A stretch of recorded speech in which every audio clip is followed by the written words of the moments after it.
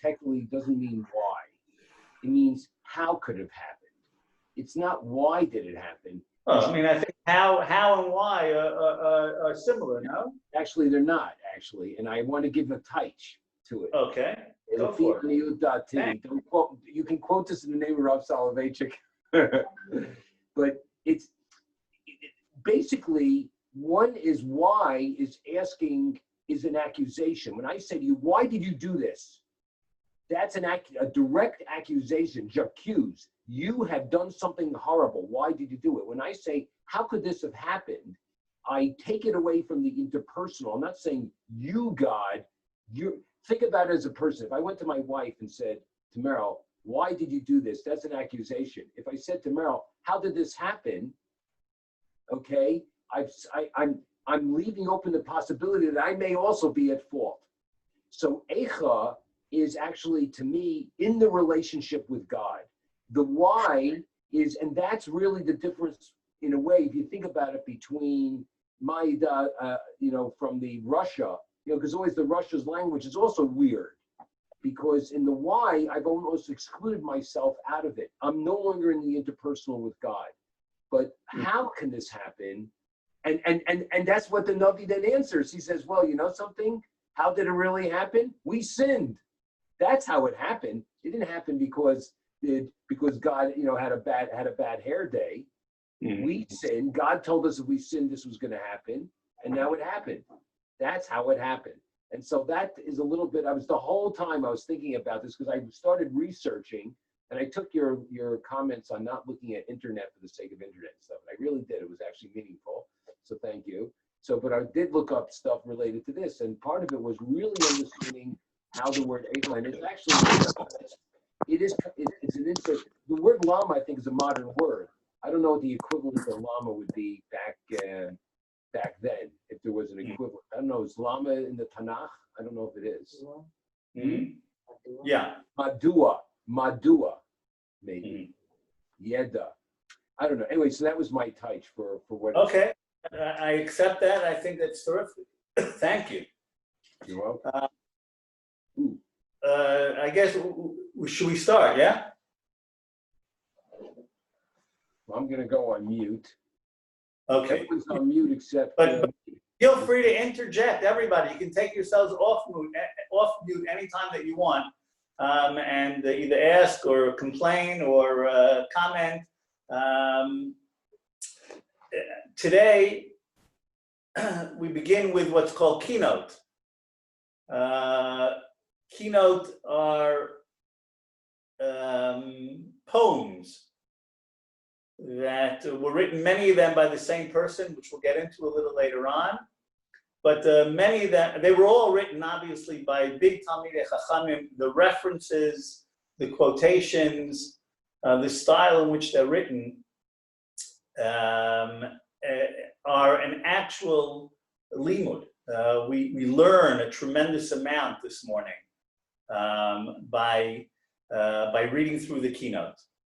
Rabbi Soloveitchik at one point points out that just like there's a mitzvah of Sipur Yitzias Mitzrayim, which obviously that's a mitzvah d'oraisa, he believes that there's an educational mitzvah called Sipur HaChurban, to discuss and to teach your family and your students about the destruction of the Beis Hamikdash and the Churban and everything that's connected to Tisha B'Av. And we do that really through the Kinos. One of the points that I made last night, which I think now is worth repeating, is that we don't have the concept of Kinos in the Avelut Chadasha, in the personal mourning. There's no need for Kinos. There's no need for poems that inspire within us the feeling of mourning, which give us a background on the destructions that took place. It's not necessary.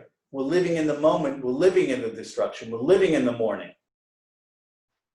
To access something that happened so long ago, we need Kinos. We need these poems. Tzvi read beautifully the Haftorah this morning, where the Makonanos are told to come. Who are the Makonanos? The Mekononos were women that were paid to be mournful, to cry in public, to inspire us to cry. That's really the job of the kina. The job of the kina is to sort of get us into the mood, to describe things in such a way, to verbalize things in a way in which we can access the Avelus Chadasha, because it's a very, very difficult Avelus to access because it happened so long ago.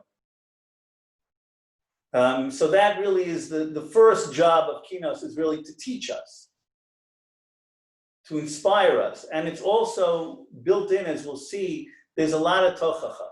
There's also a lot of rebuke in the Kinos, pointing out our role in many of the things that have gone on in our history. And again, as we pointed out last night, and Shmuel, I think so correctly pointed out right now, the word eicha, perhaps why is not the correct translation, really how could this happen? And when we're directing it at God, is how could you let it happen? That permission that Yirmiyahu HaNavi got from God to use that word is now extended to Elazar HaKalir, Rabbi Yechiel of Paris, the Maran Merutenberg, all the different people that, Rabbi Yehuda Halevi, all the different people that we're going to read from their kinos, their poems this morning, got the permission from Yirmiyahu HaNavi to, again, the first few kinot are going to be quite strong, using the words of Yirmiyahu HaNavi in attacking God, and attacking the situation, and asking how could he dare to do some of the things that he did. What's going to develop over the course of the morning really is that we're going to see, as I mentioned a little last night, we have many different days in the Jewish calendar, Shiva Asar B'Tammuz, Asar B'Teves, that mourn, have things to do with the destruction of the temple. And there's a very interesting discussion in the Mishnah about when the messengers are sent out to inform about Rosh Chodesh, right? So because we have to send them out around holiday times, so they know, so the Jewish people around the globe know when to celebrate the holidays, right? The Eidim would come, they'd say that they saw the new moon, and then right away we would send out messengers, and we would light up the hilltops to let people know when the Jewish new moon is going to be, and therefore, based on that, when the holidays are going to be. And we know that we send them out for all the holidays, and then the Gemara asks, what about, do we send it, and the Mishnah then says that we send out on Tisha B'Av, right? And the Gemara wants to know, why Tisha B'Av? We have other fast days. So the Gemara answers, Shiny Tisha B'Av, Tisha B'Av is different.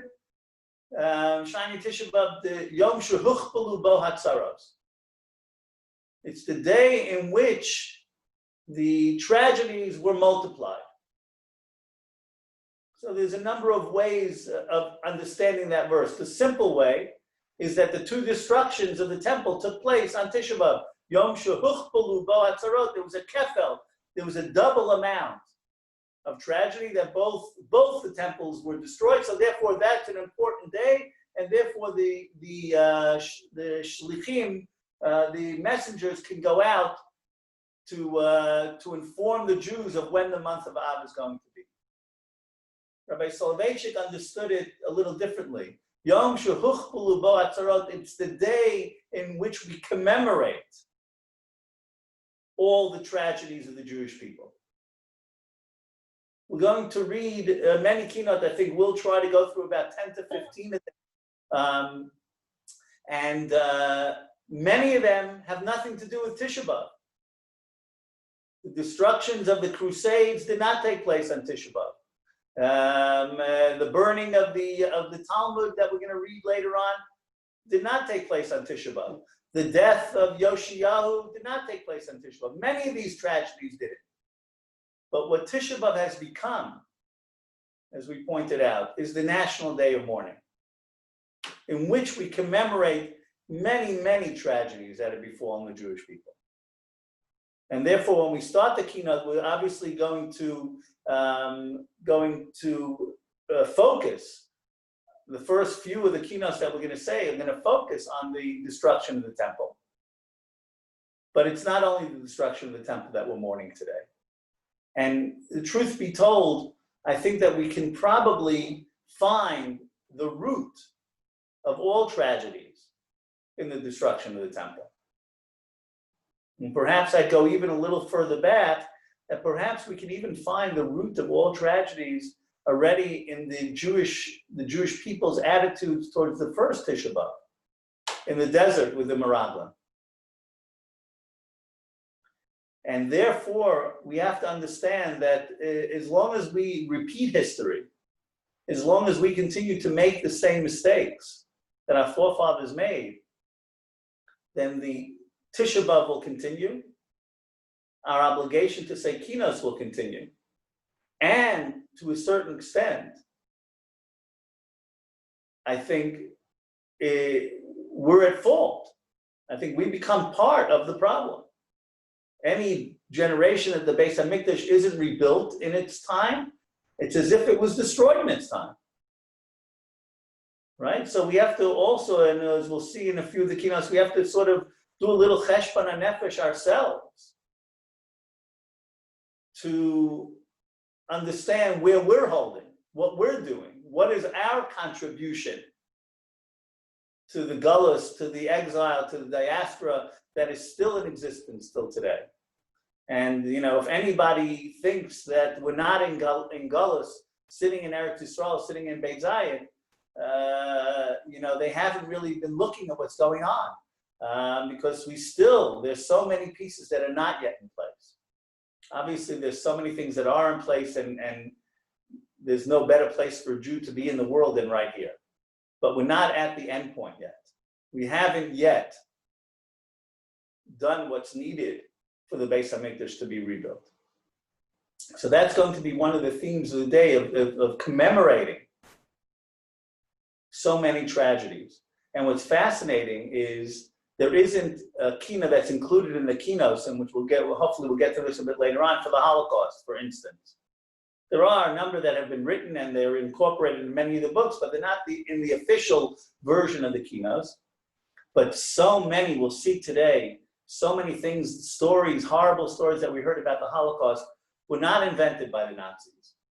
The Nazis learned well from the enemies of the Jewish people in so many different ways, that they killed us and tortured us and belittled us, that maybe there isn't even the need for a Holocaust kina, because it's all here out in the open. It's all very clear. You can just take the year 70 and replace it with the year 1940, and take the year 1492 and replace it with 1938.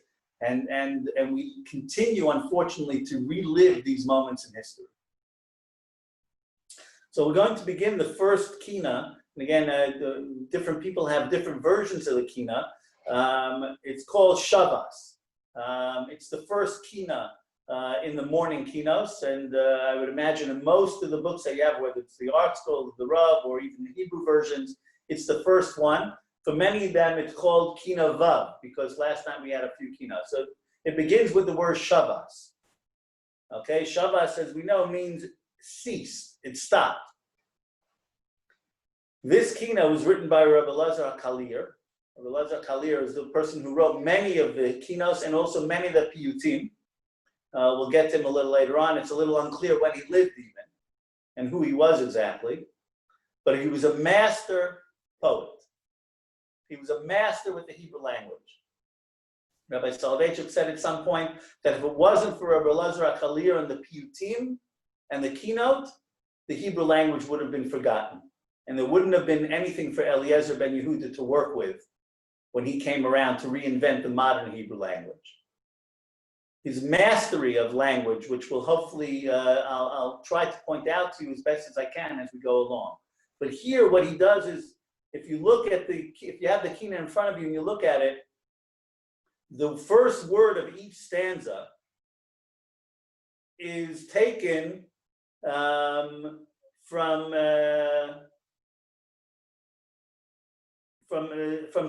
the fifth parak There you see Shavas, Nafla. Yeah, it's not right. Nafla Odenu B'tzul Dechuya Al Pnei Parat Nuptzu Chasideha Al Har Tzadu Shoanei Madanai, and it takes. He's a master, and then the second word comes from the 4th chapter, and the next 3 words come from the 3rd chapter. It's really quite incredible how he's put together this this Kinot.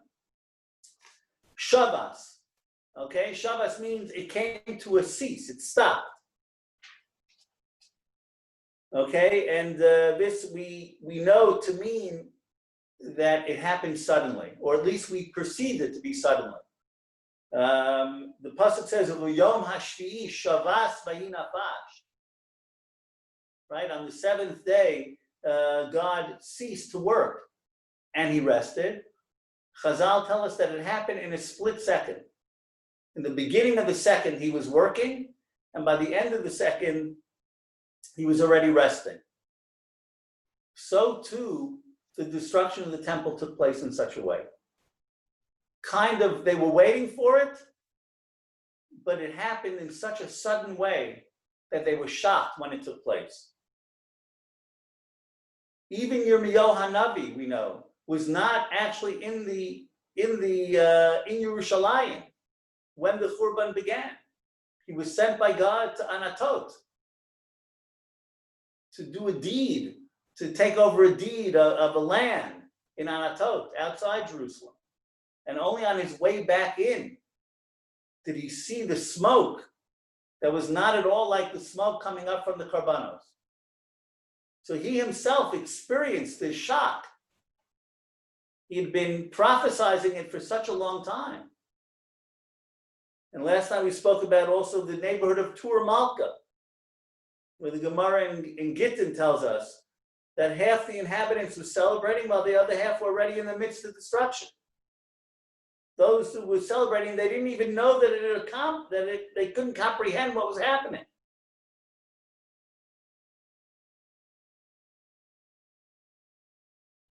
And also this sudden idea, Shavas Mesos Libenu, is really the pasuk. That's the pasuk in Eicha that this word Shavas comes from. Shavas Mesos Libenu means that our happiness ceased. Now, of course, after the Churban Beis Hamikdash, life goes on. After each tragedy, life goes on. But what this pasuk is explaining to us, Shavas Mesos Libenu, is that a certain happiness, a certain light left our lives. And that even though we have to carry on, and even though we have to continue living,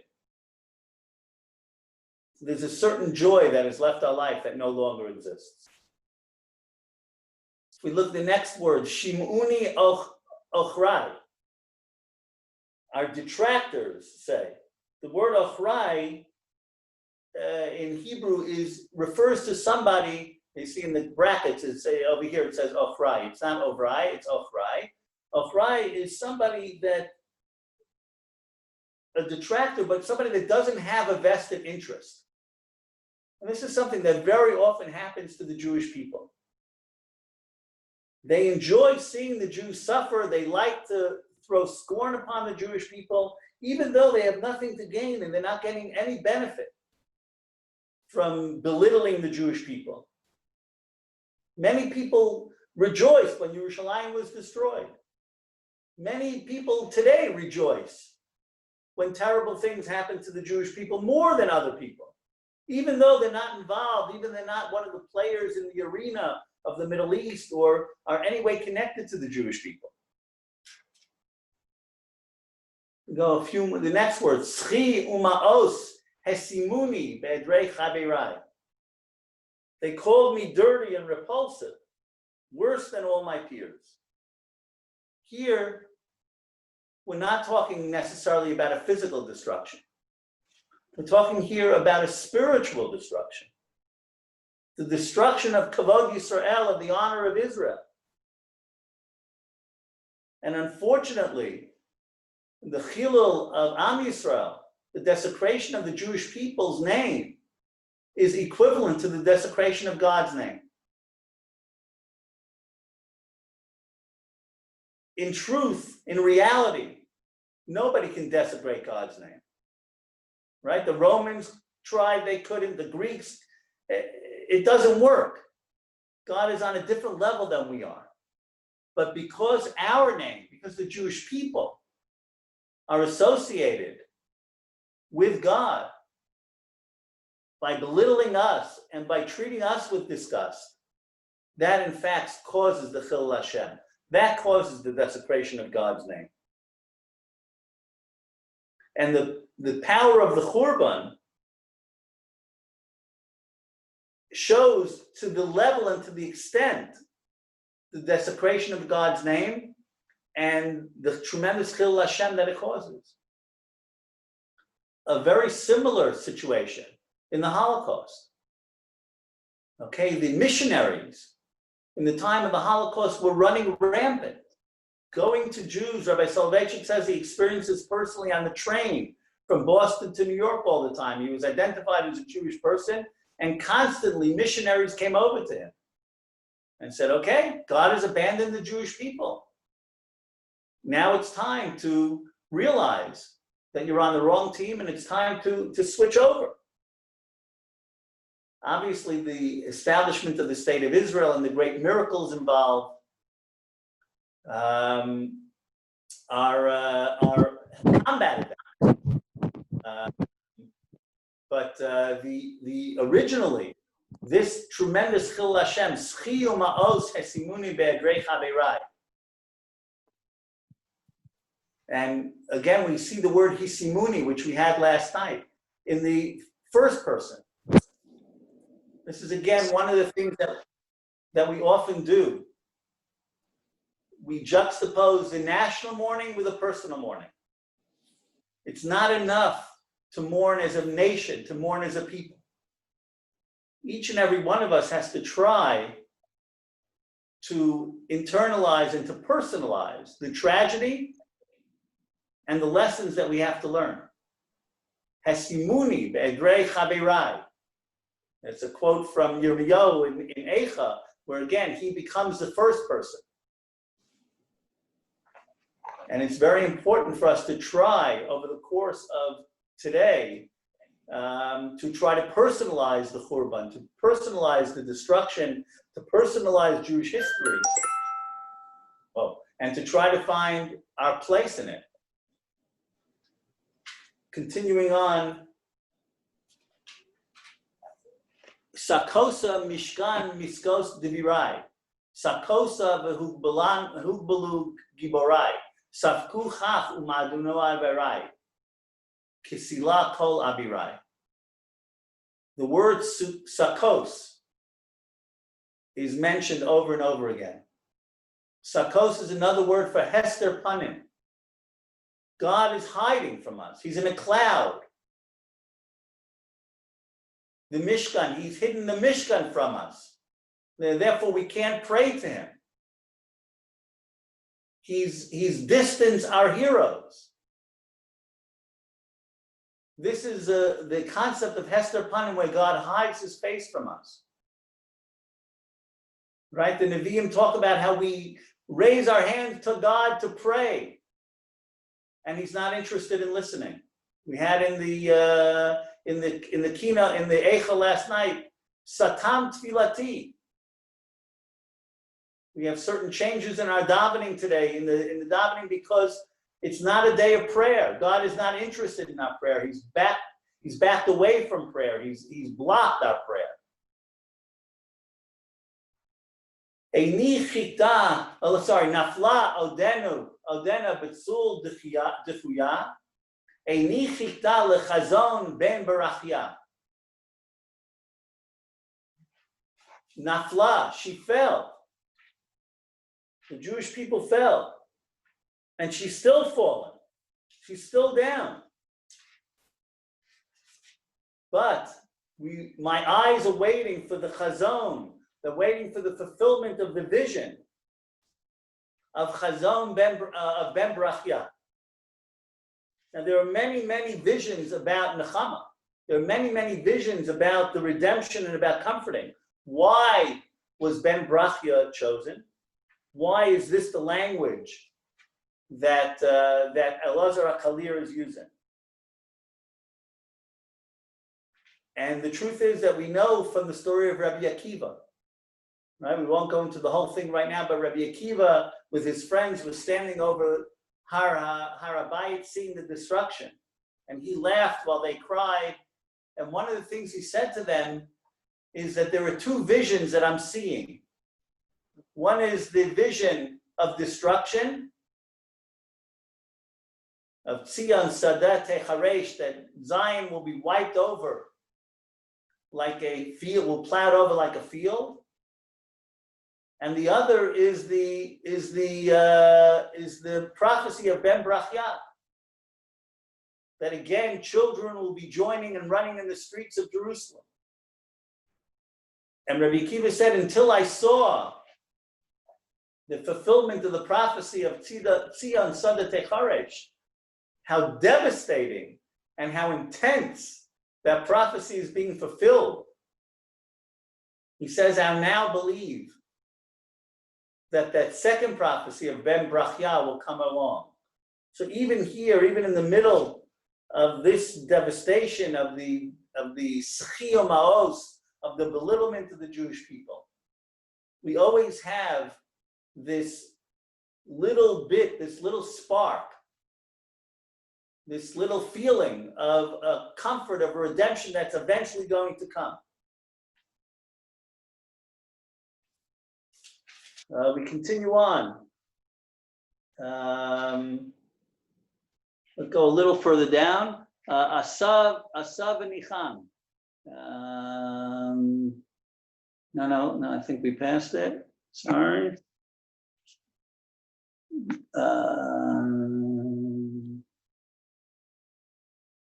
Sorry. Yeah, I'll look at it one sec.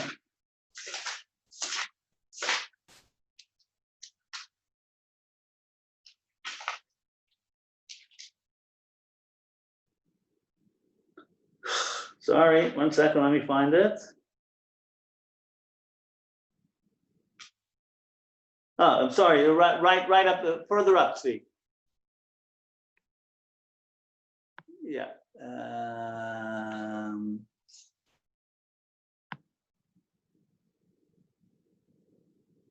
Enima olalot. Asa v'nicham v'yikra lebechiyah. Sorry, guys. Okay. Asa, he built, he did it. V'nicham, and he mourned the fact that he did it. V'yikra lebechiyah, and he called for crying. Very interesting 4 words. Asa, God did it. Could mean that he did it, meaning that he destroyed the Beit HaMikdash. V'nicham, and he immediately regretted the fact that he destroyed the Beit HaMikdash. And what did he then do? Vayikra lebechiyah, and then he called for us to cry. Rabbi Soloveitchik explained this is Elazar HaKalir's answer to those missionaries that tried to convert Rabbi Soloveitchik. Asa, yes, perhaps he did destroy the Beis HaMikdash, but v'nicham, he regretted that he did it. Vayikra lebechiyah. If God, in fact, wanted to destroy the Jewish people or sever his relationship with the Jewish people, would he then regret the fact that he destroyed the temple?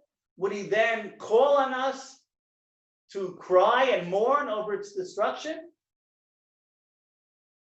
V'nam al eila ani bochia. And God, in fact, himself cries out for the destruction of the temple. So this is a very big answer to the Chil Hashem, to the desecration of the Jewish people's name and God's name that's taken place through the destruction of the temple. That God nonetheless has a regret for destroying it and wants the relationship to continue. If he didn't want it to continue, he wouldn't command us to mourn it.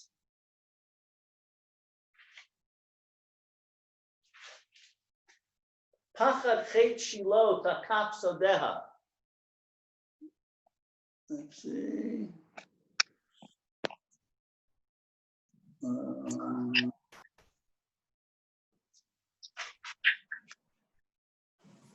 Yeah. Hold on.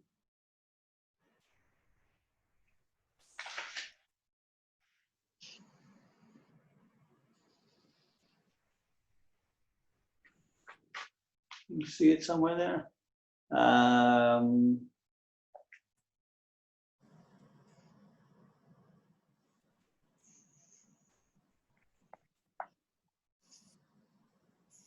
There it is. Up a little, Tzvi. Go back up a little. No.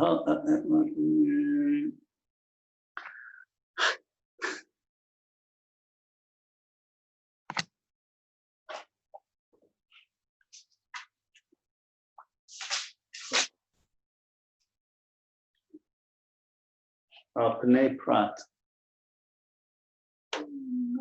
No. Sorry. Up. Yeah.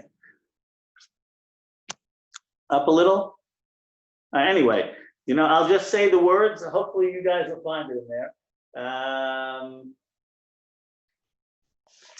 Here we have a reference to Shiloh. Shiloh is one of the first places, one of the temporary Batei Mikdash, the Mishkan, as we know, was in Shiloh and was ultimately destroyed. And there's no remembrance. There's nothing left. Although now we're finding in the excavations of Shiloh, finding some there it is. Thank you very much. Pachad chet Shiloh tachat sodeha. Okay, here's a reference to Shiloh, which was one of the temporary Mishkans before the Beis HaMikdash was built. The fear of Shiloh's sin seized all her advisors. So two things. Number one, what was the sin of Shiloh? The sons of Eli. Okay, who were big Talmidei Chachamim and wonderful people. And after a long day of work in the Mishkan, a woman came and wanted to offer a sacrifice. And they did not treat her properly. And she left very dejected. And their punishment was a terrible punishment, and ultimately that led to the destruction of Shiloh. One of the lessons that we learn from these words are that each person is judged according to who they are. A person's sin is not weighed the same. Each person's sin is weighed differently. Pachad chet Shiloh, tachat sodeha. Those people that are on a high level, the expectation is different. I think us that are here today participating as observant Jews, I would say to us that living in Beit Zayit as religious Jews in Beit Zayit, we have certain responsibilities and God has certain expectations of us. That we are not treated as the same as everybody else. We don't have the right to behave in the way of other people that we see around us. Well, if they can do it, why can't I? That, Rabbi Soloveitchik said, is one of the inferences of Pachad chet Shiloh tachat sodeha. We have to beware that Eli's sons were treated in a certain way because they were on a level that they were treated differently. Leadership has responsibilities. Being a role model has responsibilities. There's another interpretation of Pachad chet Shiloh tachat sodeha, and that is the fear of Shiloh being forgotten. That bothered the rabbis a tremendous amount. Shiloh was forgotten. Maybe that's going to be the same thing that's going to happen with the Beis HaMikdash. Maybe with the destruction of the Beis HaMikdash, it'll be forgotten. God will leave. And the fact that the one remaining wall was left meant that the Shekhinah didn't leave the Beis HaMikdash. And the fate of Shiloh ultimately did not affect the Beis HaMikdash in the same way. And it stood for 369 years, Shiloh. Yeah, correct. It stood for a long time. Okay, it was a very important monument of the Jewish people in those 369 years. But once it was destroyed, it was wiped out because there was nothing on above ground, at least, that left something for us to see and to think about and to connect to. And the rabbi and the Nevi'im and everybody was very worried that that's what was going to happen with the Beis HaMikdash. That's pachad chet shilo tachav sodeha. And then just going on, patzu harushayim ayei chasideh, the same idea again that we've seen a few times already here, right? Where are your chasidim? Where's God? Where are your leaders? Again, throughout history, whenever terrible things happen to the Jewish people, right away, our enemies know how to point out our weakness.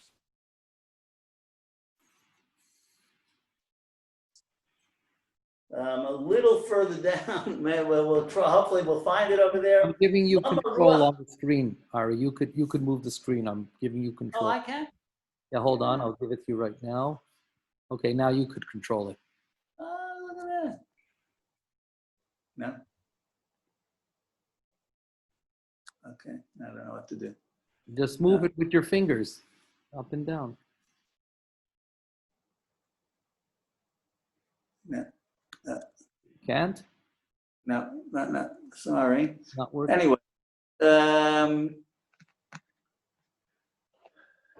okay, the word that we'll look next is Lama Ruach Hapeinu Latevach Shamaru. Okay? Ruach Hapeinu, here again, as we've done a few different times, we're going back to Yoshiyahu. He's called Ruach Hapeinu. He was the savior. So in the middle of a kina about the destruction of the temple and so many other things, now he's now going back to the kina. Elazar HaKhalil is now going back and mentioning again this idea of that a single. We also have to always keep in mind the singular events, the individuals that were killed. Not only the millions that were killed is a big number. Not only the buildings that were destroyed. Not only the Chilul Hashem and the Chilul of Kvod Yisrael, but it happened to individuals as well. Okay, I think that we had enough for the first kina. Sorry about it. Just one last thing. Sorry, Mamish at the end of the kina.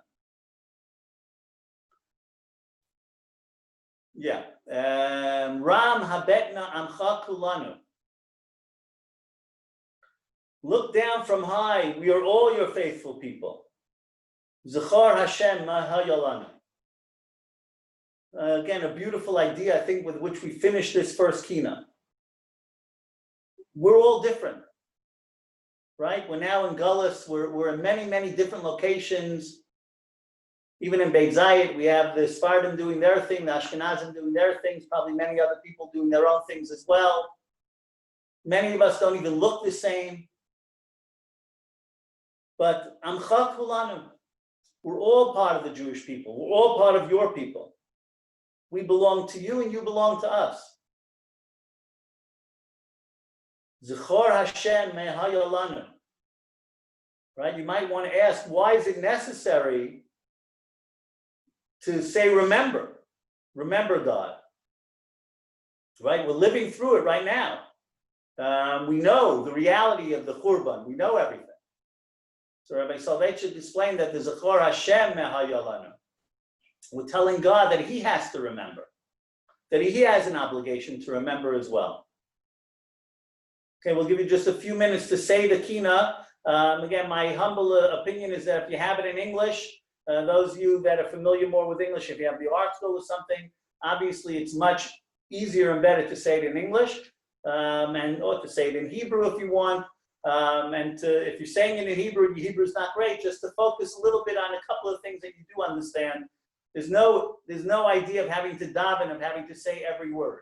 There's no idea like that at all in the keynotes. As a matter of fact, we're going to be skipping a whole bunch of keynotes. So just say what you can. Again, if you have it in the English, it's preferable to say it in the English.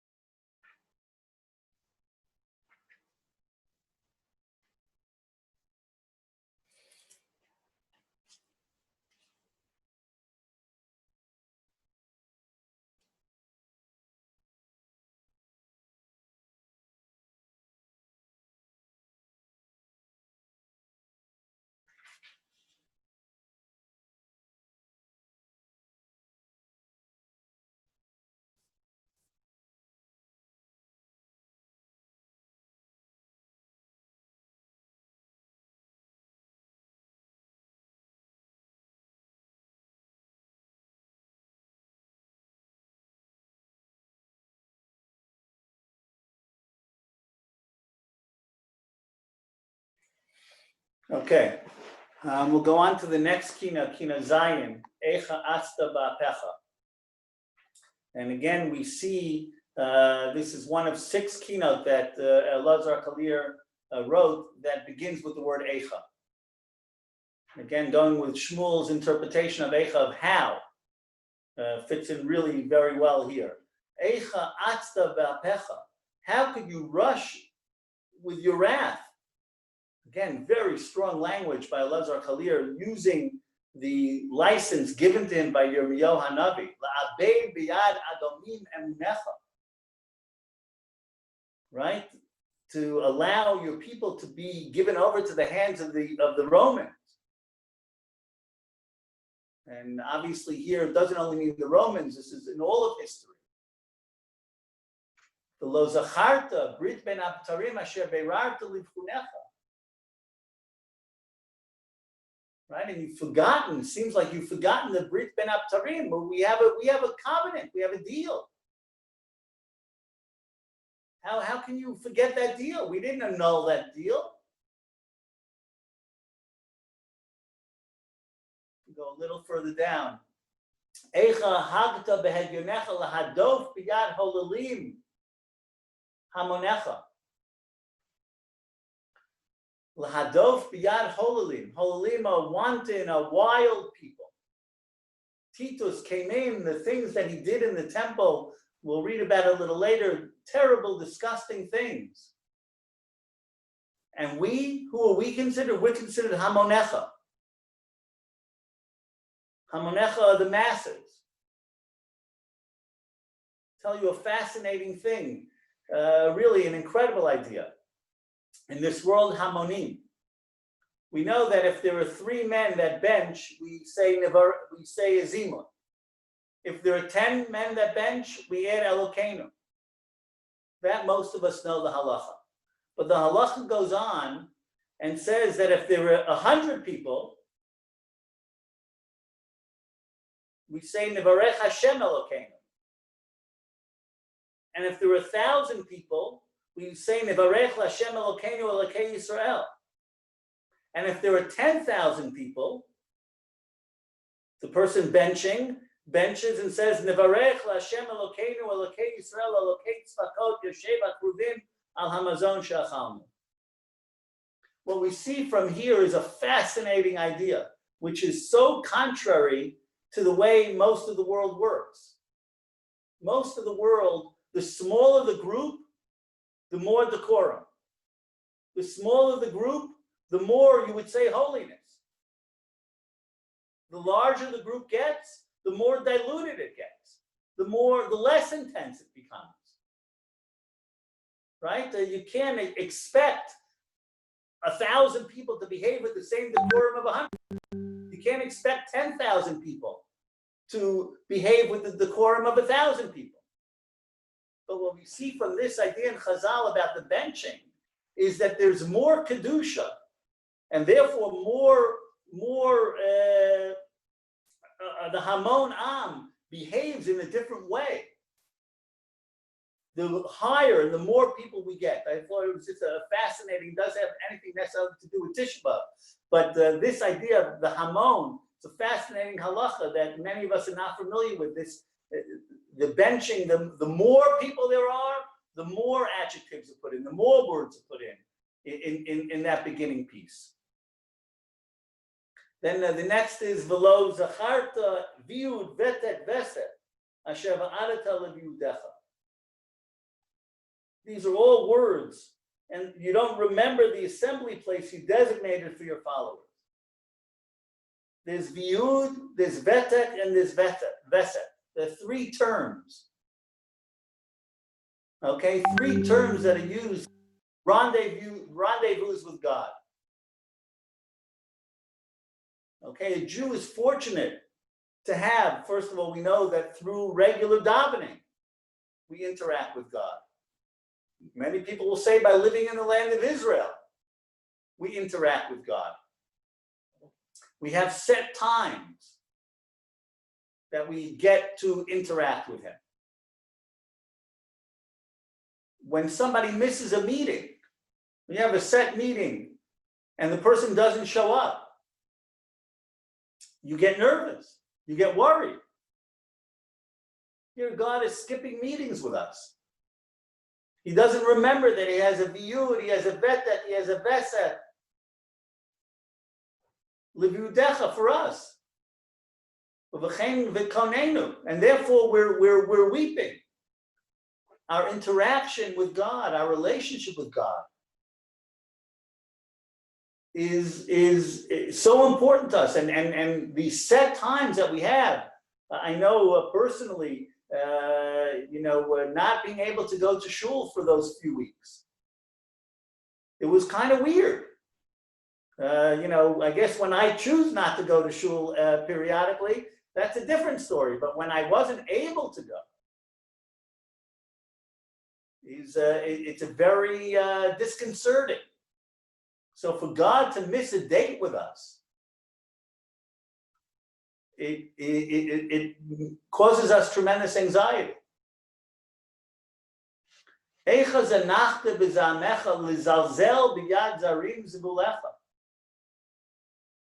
Okay, how? I mean, just who were these people that you allowed in there? How could you abandon your sanctuary in your rage, allowing strangers to defile it? Right? Titus came in. The things that Titus did to the Beis Hamikdash. He tried to destroy the paroches, the lechem hapanim, and how? Zvulecha, zvul. It's a very important word. Zvul is really the most private place in a person's home. It's called the zvul. And here you let them come in and be mizalzel. V'lo zacharta chitun chukei chorev asher chakachta lechamulecha. And you didn't remember the wedding? You don't remember that we got married? That we had a wedding contract? For us, lechamulecha, Rabbi Soloveitchik says there's rachum and there's a person that has rachmanis and also chemla. Says chemla, he said, it comes from within you. You're walking on the street and you see a homeless person, and your heart just goes out to him. It's an instinct. It's a natural instinct that a Jew has.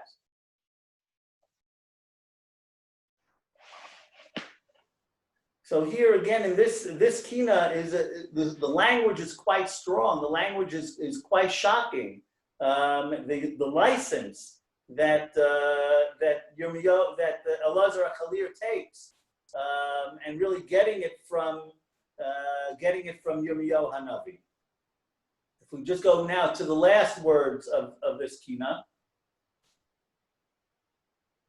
Again, all along throughout the whole kina, he's asking God, how can you forget? How did you forget all these amazing things, all these different plans that we had, all the different setups that we had, the marriage, the times that we had, the dates?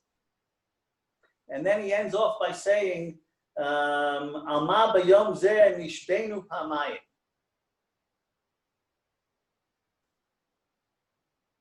Right? That this, again, talking about the Beis Hamikdash, the two destructions of the Beis Hamikdash, because of this double destruction of the Beis Hamikdash, even what's fascinating is that even during the second temple, the question was what to do in the second Beis Hamikdash about Tisha B'Av.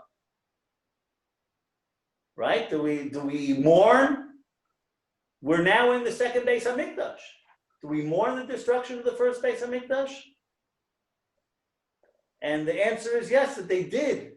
They mourned the first Beis Hamikdash, even in the second Beis Hamikdash, because they were quite aware that the second Beis Hamikdash was paled into insignificance compared to the first Beis Hamikdash. So we end off this kina by again saying to God that we had this relationship. Where has this relationship gone? This relationship, the onus is on you, God, to repair this relationship. Okay, we'll take a few minutes to say this kina.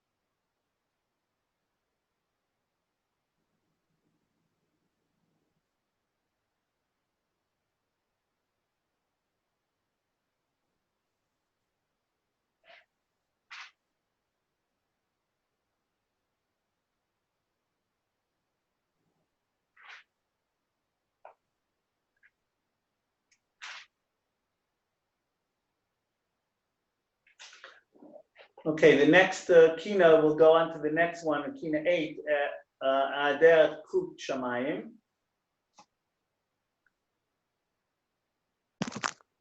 And here, Rav Lazar Kalir is going to explain, is trying to bring out in this Kinot, is that the Churban didn't only historically affect the Jewish people, but it was a cosmic catastrophe. Nature was affected, the world somehow changed through the Churban. And therefore he wants to bring with him to the heavens. He wants to bring the heavens with him to lament. Right?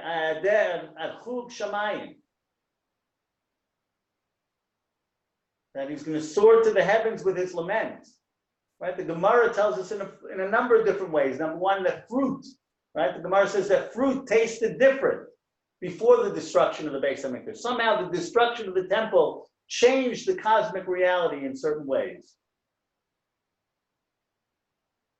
Ale iti shamayim. Okay, ale with an aleph, it doesn't mean that I'll go.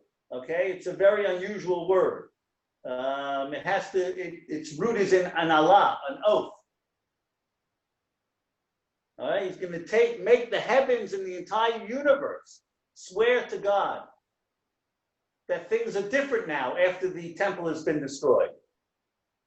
And that he's asking them to intercede on behalf of the Jewish people. Or yom machrivi pamayim. Or is from the word to curse, right? I curse the day that twice destroyed me. Seems that we're blaming the day, right? Or yom, right? I'm cursing the day that destroyed me. Because as we said before, Tisha B'Av, this day is a day that's just saturated in the destruction of the Jewish people and the tragedies of the Jewish people.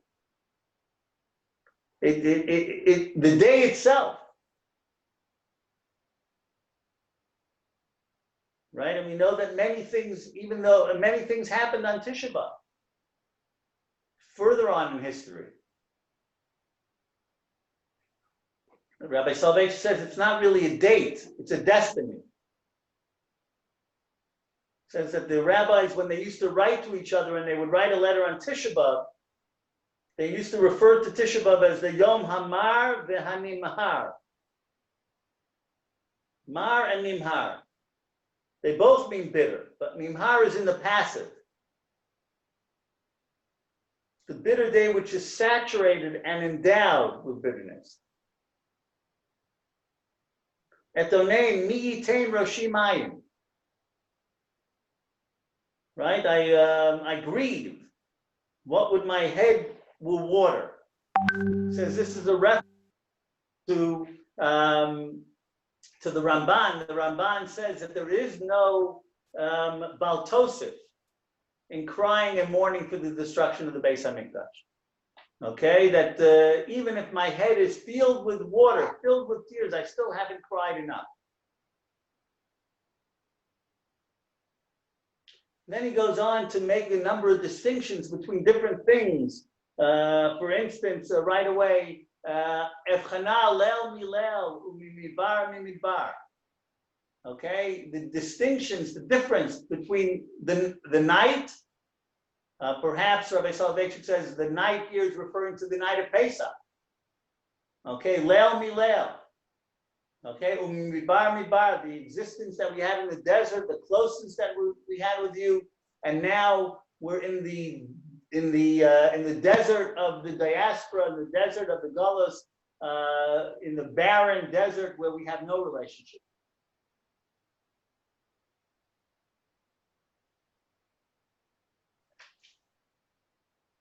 Oh,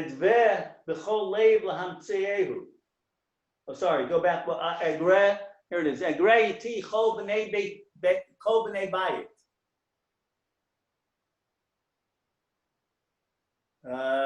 Literally, that means that the members of the household, right? I'll provoke the angels to ally themselves with me. And Rabbi Soloveitchik explained that this also, as I pointed out before, he learns from here that there's an obligation to educate our families, to educate our children about the destruction of the temple. That we have an obligation to pass it on, just like I said before, Sipur Yitzias Mitzrayim.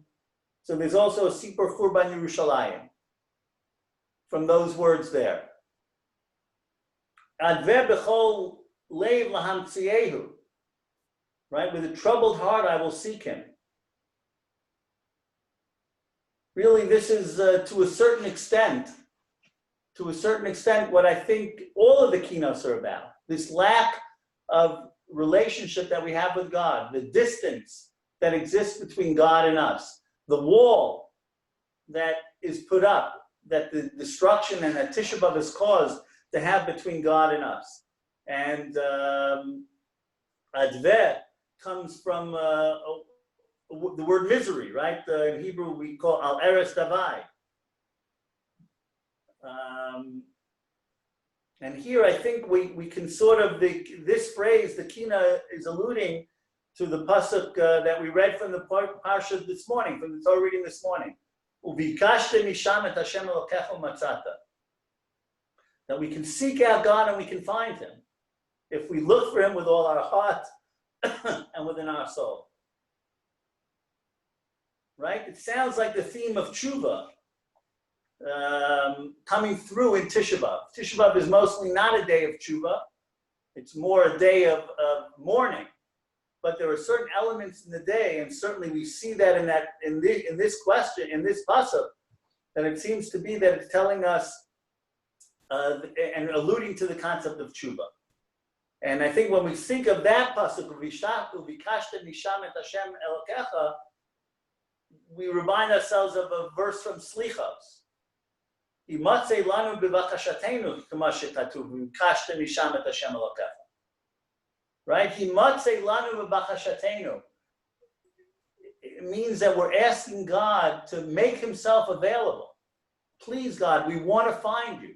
Allow yourself to be found. And that we'll get to when we get to Rosh Hashanah and Yom Kippur, right before Shema Kolenu.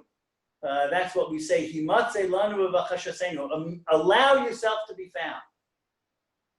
And one of the things we sort of are asking God on this day of Tisha B'Av, when we feel the lack of relationship with him, to allow himself to be found, to make himself available to us, and to be present so that we can reconnect with him. All right, we'll say this Kina now, Kina number 8.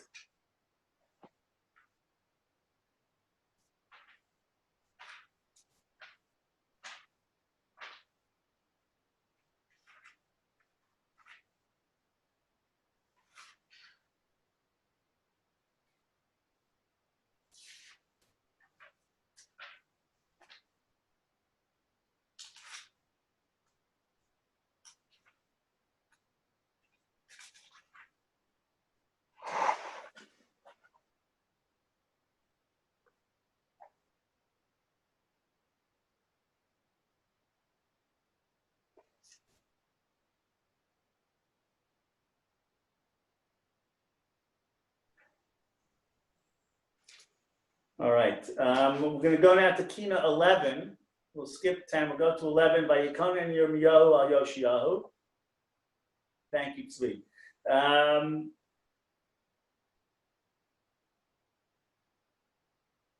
So here we have really a bit of a shift. This is the beginning of a shift away from the Churban, away from the destruction of the temple. Most of the rest of the kinos that we're going to say, a few of them will deal with the actual physical destruction, but we're leaving the physical destruction. And now, as I pointed out 3 or 4 times already, but it needs to be pointed out constantly, I think, is that we always try to balance the individual destruction, the individual tragedy, the individual, in this case, murder, on an equivalent level of mass murder and big numbers. The Jewish people care for each and every individual, and each and every individual is a world unto himself. And therefore, this is one of those kinos that are dedicated to a single individual. And that is Yoshiyahu HaMelech. Ben Shmona Shana Hechel Rosh Me'elohav. Okay, at 8 years old, he started to analyze Judaism, to get into to becoming a Baal Tshuva. And Me'elav, he did it on here. It says Lidrosh Me'elohav. There are many different versions of Kinos. I guess a fascinating thing, by the way. Maybe now is not the place, but Kinos were always a chad pa'ami in Europe. Rabbi Soloveitchik remembers that he used to put them in Shemus at the end because you didn't think that you need them next year. So therefore, I think there are a lot of typos and a lot of mistakes in a lot of the versions because there wasn't one that we used every year. Of course, today when you spend $50 on a Rabbi Soloveitchik Kinos, you're not going to necessarily put it in Shemus every year. But here, the version that Rabbi Soloveitchik has is Hechel Lidrosh Me'elav. Okay, that he, on his own, he began to search out God. And he had nobody around him, as I explained last night. There was nobody around him that was able to help him. And he was able, if we scroll down to the next page, he's considered to be on the level, Lo kam kamo mimot Avigdor. Avigdor is Moshe Rabbeinu. Okay, here's a person that in terms of what he did for his generation, he was on the same level as Moshe Rabbeinu. Davat bo chet leitzanei hador, asher kamo achar hadela lizdor. Attached to him, unfortunately, was the sin of the jokesters of the generation. As I explained last night, that they put their avodah zarah on the door as behind the front door of their house. Okay, in other words, the anti-avodah zarah patrol from Mea Sharim, I guess, would come into different people's houses and they'd look for the getchkas, they'd look for the avodah zarah, and these people would have it hidden behind their door. So they'd open up the door, the patrol would walk in and look around and they wouldn't find anything and they'd leave. And then they'd close the door and there the avodah zarah would be. And the truth is that he did his best, right? But he was held accountable to a certain extent for the generation. Again, a leader has to understand that he takes certain responsibilities upon himself. Very often, Rabbi Soloveitchik said, leadership is a masa. Okay, it's a heavy burden. Here, Yoshiyahu, these people, they found ways of finagling through his patrols, and nonetheless, as we'll see later on, he was held accountable for that.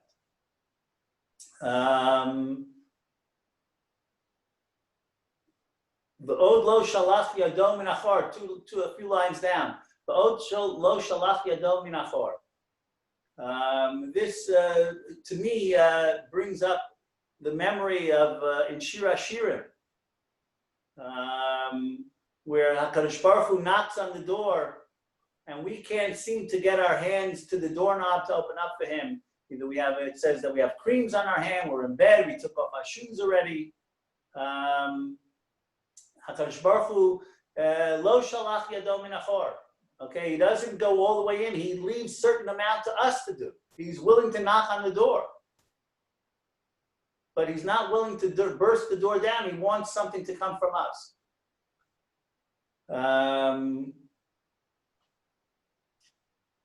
And then it goes on to explain Kila amonai lechet aram naharayim laman lo tabar cheref kolshu be'Ephraim v'lo shama lechozer lashuv acharayim ki gzera nigzera lesachsech Mitzrayim beMitzrayim.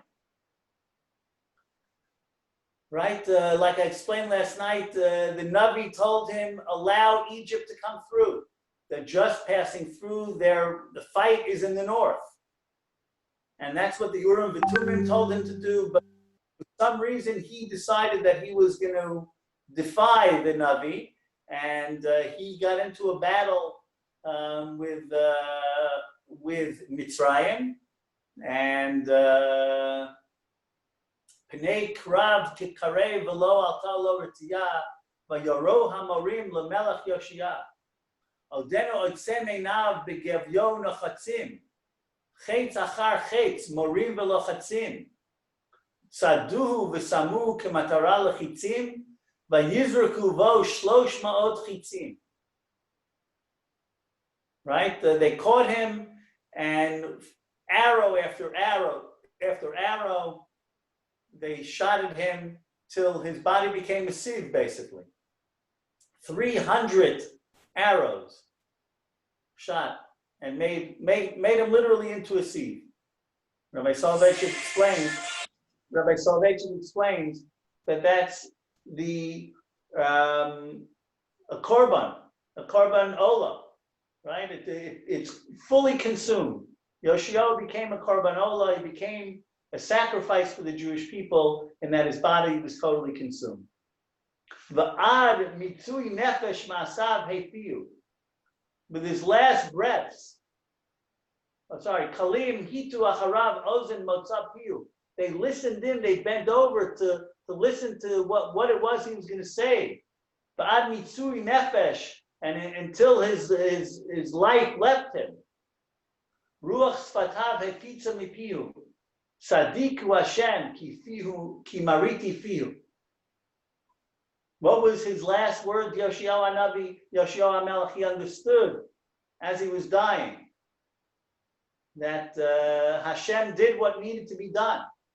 I was the one that didn't follow the words of the Navi. I didn't follow the advice that was given to me, and that's the effect of what takes place. Just if we can get to the end of it. Just down to the bottom, Talab be'esrim u'shtayim maharosh shatot ki sabdu lo echa be'esrim v'shtayim otiyot otot kinot levutam mecholi eit ki shachachti mecholali. So in 22 years, as we explained last night, the destruction was put off for 22 years because of this beautiful eulogy that Yirmiyahu devised last night, the fourth parak of Eicha. And using the 22 letters. It's very interesting, the Navi tell in Navi, when Yehoshua passed away, there wasn't good eulogies given by the Jewish people. And there was a tremendous earthquake that threatened Israel and threatened the world right after the death of Yehoshua, because he wasn't eulogized properly. Here he was eulogized properly, and therefore God did not feel the need to immediately destroy the Beis HaMikdash, which was his plan. So we see that through the Esrim V'Shtayim Otiyot, through the 22 letters, that we used to lisporoto, to eulogize him, we were able to put off the destruction for 22 years. Now again, what we did with those 22 years, that we had the opportunity to mend our ways and things like that, that's not exactly what happened, but God at least gave us the option, or gave us the opportunity that we didn't take. All right, let's spend a few minutes to say this. Kina 11.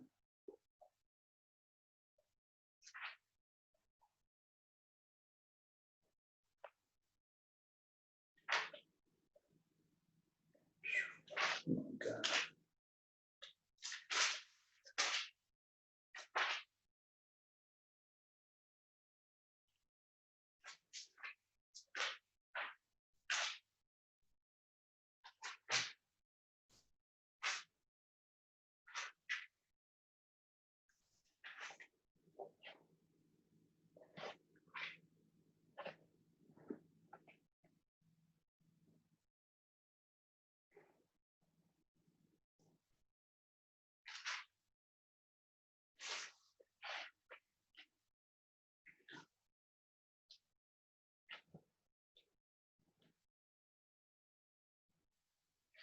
We're going to go to Kinot Yud Zayin, Kinot 17.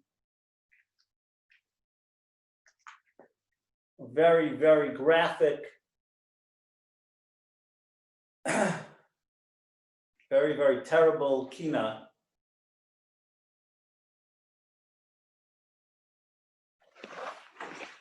And everything that Rabbi Elazar Kalir writes in this Kinot is not from his own, is not from, here it is, yeah. It's not from his own imagination. Every reference in this Kinot, unfortunately, is based on a medrash or some other agada found in the Gemara. And I think, to me anyway, this Kinot also conjures up in almost every line the Nazis and the Holocaust as well. Im tochalna nashim piryam, alalei tipuchim alalali. As I recall, women eating their own fruit, their coddled babes.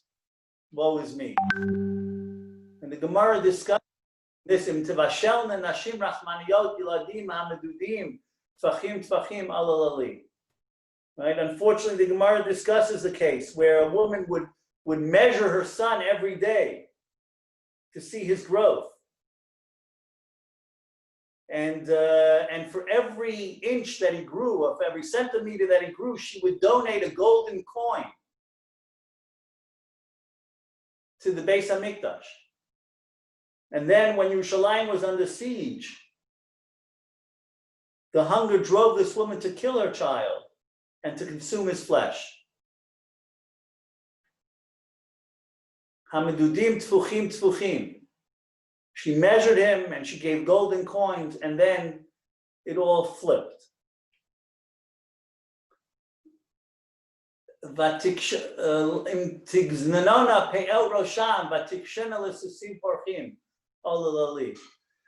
The image of very graphic of tying the heads, tying them to the tails of horses and running through the streets and obviously killing them. Obviously, we've seen many of these kinds of graphic descriptions in the Holocaust as well. As a matter of fact, Rabbi Sullivan talks about his cousin, Yeshayahu Blixen, who was a chassid, was married in the week of Sheva Brachos. Then him and his wife were caught by the Nazis, and that's exactly what they did. They tied each one of them to the back of a car, and they drove them up and down the streets of Warsaw. And obviously that's how they were killed. And the Nazis certainly came up with some new things themselves, but they used history to find out many, many of the things that he did to us. If we go a little further down, Tisha kabin mochei yeladim menuchim. 9 large measures of crushed children's brains. Right? And again, we've seen this in the Holocaust. They killed babies by swinging the baby by his legs and dashing his skull against the wall. And whatever we read about in the Beis Hamikdash took place in a much larger degree in the time of the Holocaust. And you can replace, like I said, you can replace these Kinos with the 1940s. In Tivatzerna, in Tukena, they heaped, they hung, and they strung. Rabbi Soloveitchik makes a very sad and interesting point about psychopaths. They go after the children first because they see the people and the children, and they want to destroy the future. And they know that once the children are destroyed and killed, then the future is destroyed. We know it certainly happened in the Holocaust. By the time many of the adults were taken to places like Auschwitz and Treblinka, there weren't many children left. The children were already killed back in their hometowns. This is the same thing that happened as we're reading in this Kinot They killed the children first and the intellectuals. Why? Because they know knowledge and youth are the two things that keep the Jewish people going. If we can go now to the end of this, just an interesting idea, just the end of this Kinot.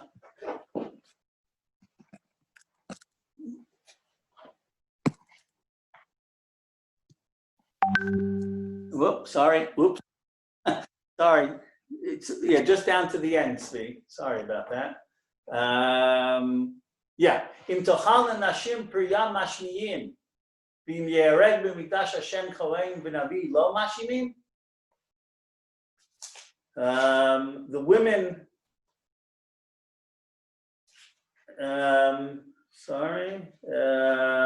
they give voice to the fact that women eat their children, but to the fact that they killed the prophet and the priest in the temple, they do not give voice.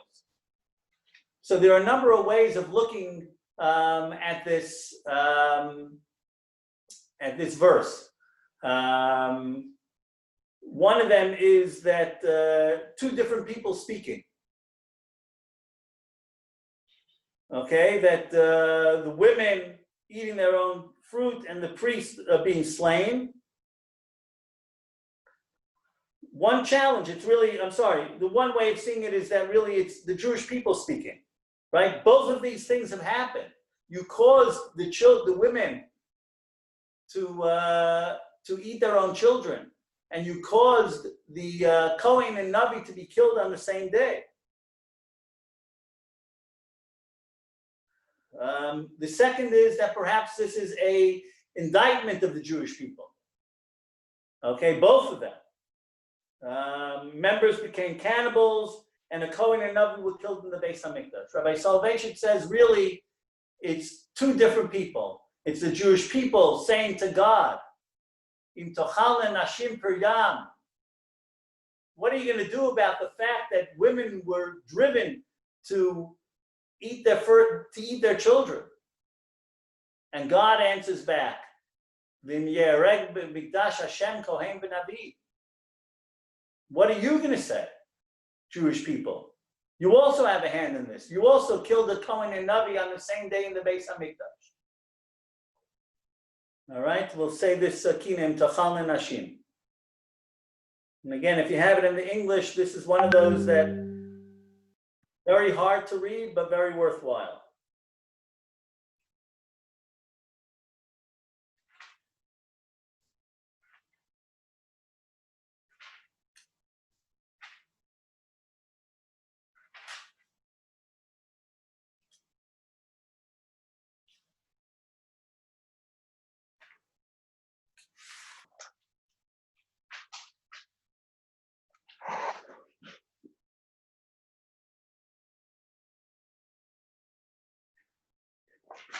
We're going to go now to Kinot Yud Tet.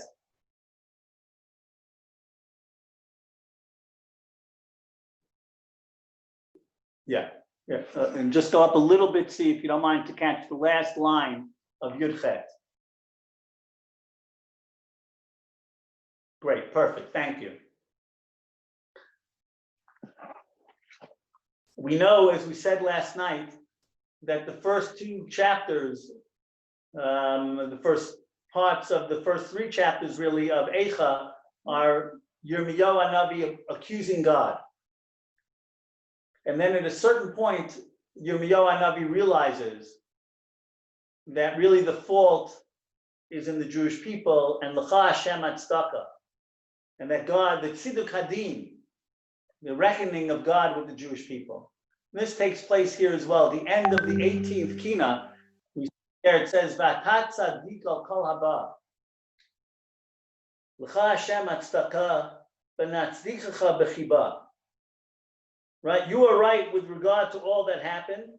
With you, Hashem is the right, and we affirm this lovingly. V'lama nahinu v'lanu hadiba, ki chol zot ba'atanu b'chova. Why then do we complain and lament when all of this has befallen us because of our sins? This is the ultimate tziduk hadin that Elazar HaKalir is pointing out. all that crying, all that complaining, all that screaming and shouting, all that finger pointing is coming back at us. There are reasons for everything. And now we're going to begin to see in this Kinot Yud test, L'cha Hashem Hatzdaka, right? If you look at the way that it's, not in this version, but in other versions, you have L'cha Hashem Hatzdaka, and then a line, and then V'lanu Boshes Hapanim, and the shame is on us for what we did. God did something, and then we have a Boshes Panim, right? The first three words, L'cha Hashem Hatzdaka, and then if you go to the end of the line, the last three words on that line, V'lanu Boshes Hapanim. And that's going to go all the way down through the Kinot. We're finally recognizing all the powerful things that God has done for us and all the shameful ways in which we repaid him, as it were. And it goes through history, through the Tanakh. Right now, unfortunately, I talk too much, so running a little late. We're not going to go through so much of it, but let's go down to the end, to the last one of these.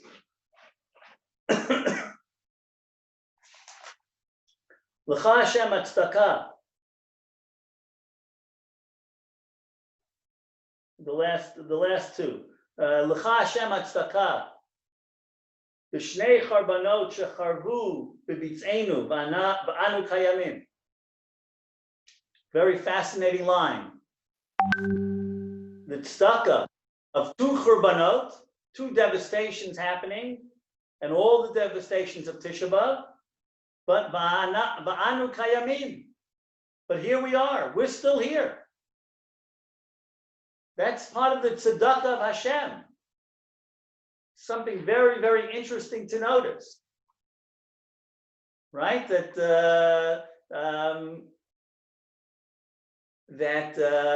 Just for 1 second to focus on this, we know that at Chatzos today, we get up off the floor and we can sit on chairs again. We go back to the regular davening. We say Tiskabel in our Kaddish. The tune for the Torah, for the Haftorah, is the same tune as Haftorah on every fast day.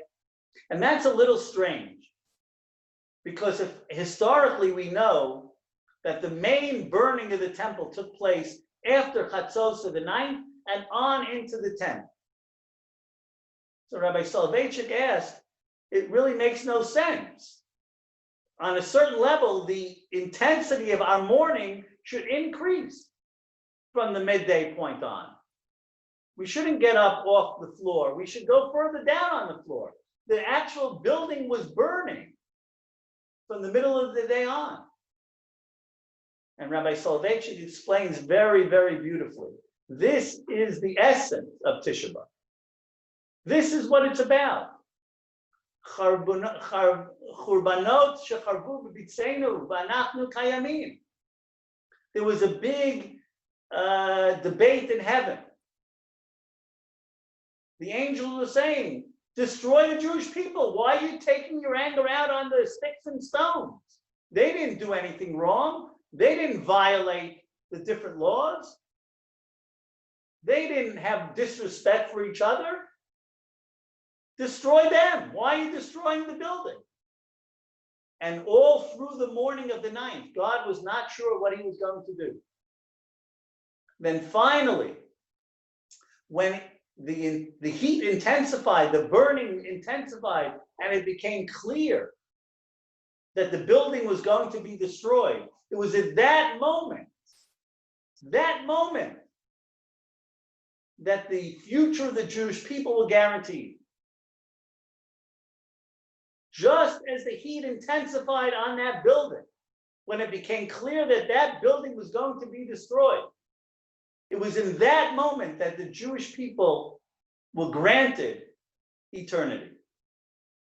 So L'cha Hashem Hatzdaka, God, you did something great. You destroyed the temples. What do you mean something great? You destroyed the temples? Because it means that Anachnu Kayamim. We can now exist. We can continue to exist. V'lanu boshet hapanim b'shuveinu elecha b'chol age. shetashuv elecha eleinu barachamim.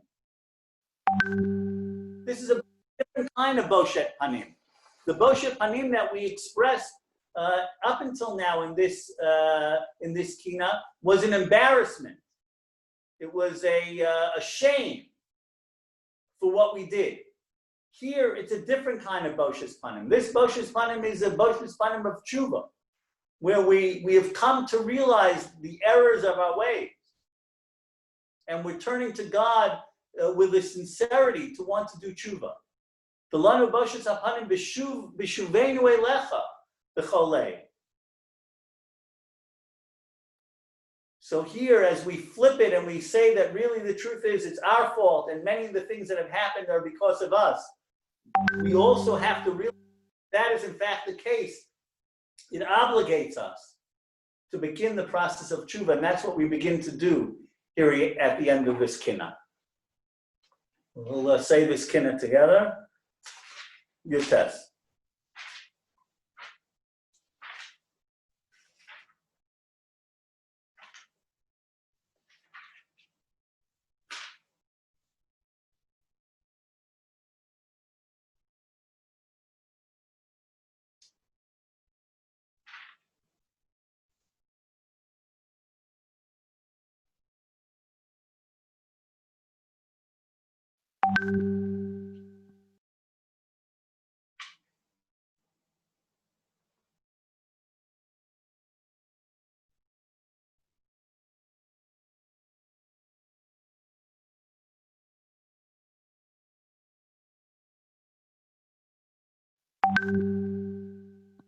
All right, we're going to go now to Chaf Aleph, Arzei Levanon.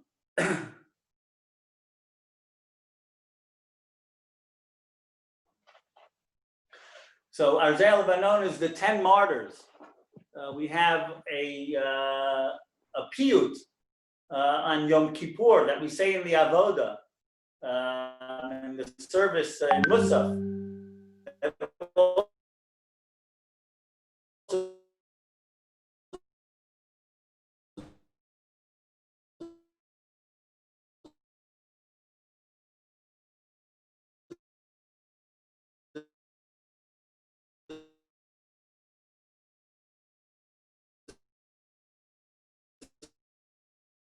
And really, they deserve death for kidnapping. So he took it upon himself to take 10 great rabbis and kill them, many of them in awful, terrible ways. Some are accounted for in Yom Kippur davening, some in Tisha B'Av here, and some in both. And again, here we are dealing with 10 people, as we're talking about the devastation, destruction of millions, and the Chazal tell us that the death of tzaddikim is the equivalent of the burning of the Beis Hamikdash, because the death there's a correlation, right? We are obligated to mourn the destruction of the Beis Hamikdash. And included in that idea is that we also need to mourn the individuals, the great people that also have been killed and that have died. Because we also have to understand on a deep level, I think, when they go after our leaders, they really have one goal in mind, and that's to destroy us and to destroy the Jewish people. When they go after a Rebbe Akiva, and they know who Rebbe Akiva was, so there's no question that their goal is not only to kill Rebbe Akiva, but to use the death of Rebbe Akiva as a demoralizing factor, as a way of maybe us giving up, having Yush, that really is one of the reasons. Rabbi Soloveitch explained that the death of great people is the equivalent of the burning of the Beis Hamikdash, because they both, the goal is to try to destroy Judaism. And obviously we don't let that happen. I explained last night one of the differences, there are a number of differences between the two. The style is much more informative on Yom Kippur.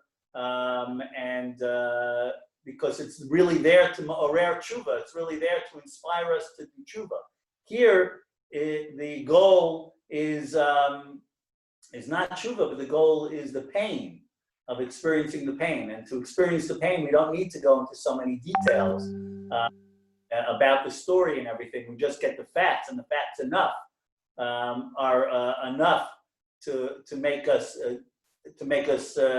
sad and mournful. But just an interesting point to point out, I mentioned last night, I think there were some people not with us that weren't with us last night, that in the, obviously, people standing by and seeing these deaths happen, was awful. And even in heaven, at some point, the angels came to God and they said, Zu Torah, Zu Schora? This is Torah and this is its reward? And God very angrily turned to them and said, if I hear another complaint, I'll turn the world into Tohu Vavohu. I'll bring the world back to the was at the beginning. Because, as we know, we don't ask Eicha in general. We don't ask, how could this be? In our version of Arzei Halvanon on Tisha B'Av, you will not find that reference. Because on Tisha B'Av, we have the right to ask Eicha. We have the right to question. Even if in the end, we're going to come back to Lecha Hashem Hatzedakah. Just we're a little pushed for time, so we'll just, I'm not going to do any of the commentaries on the Kinot itself, but we'll just read through the Kinot.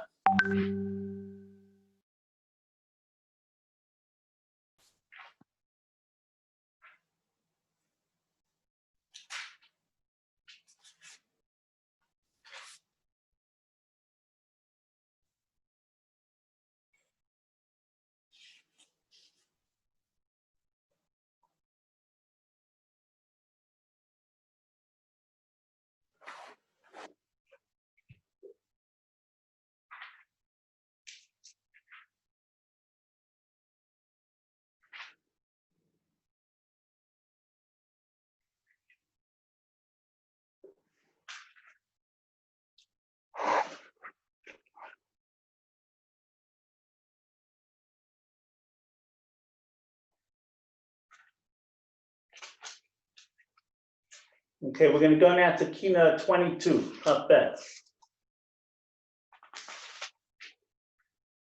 Hecharishu mimeni v'adeber v'yavor alayma. All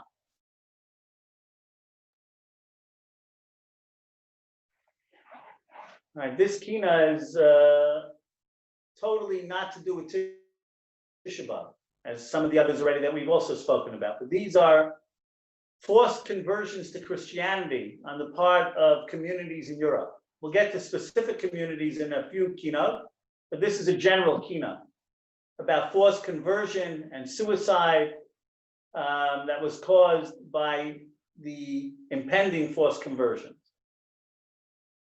During the Crusades, it really is a continuation, I believe, of Arzei Halvanon.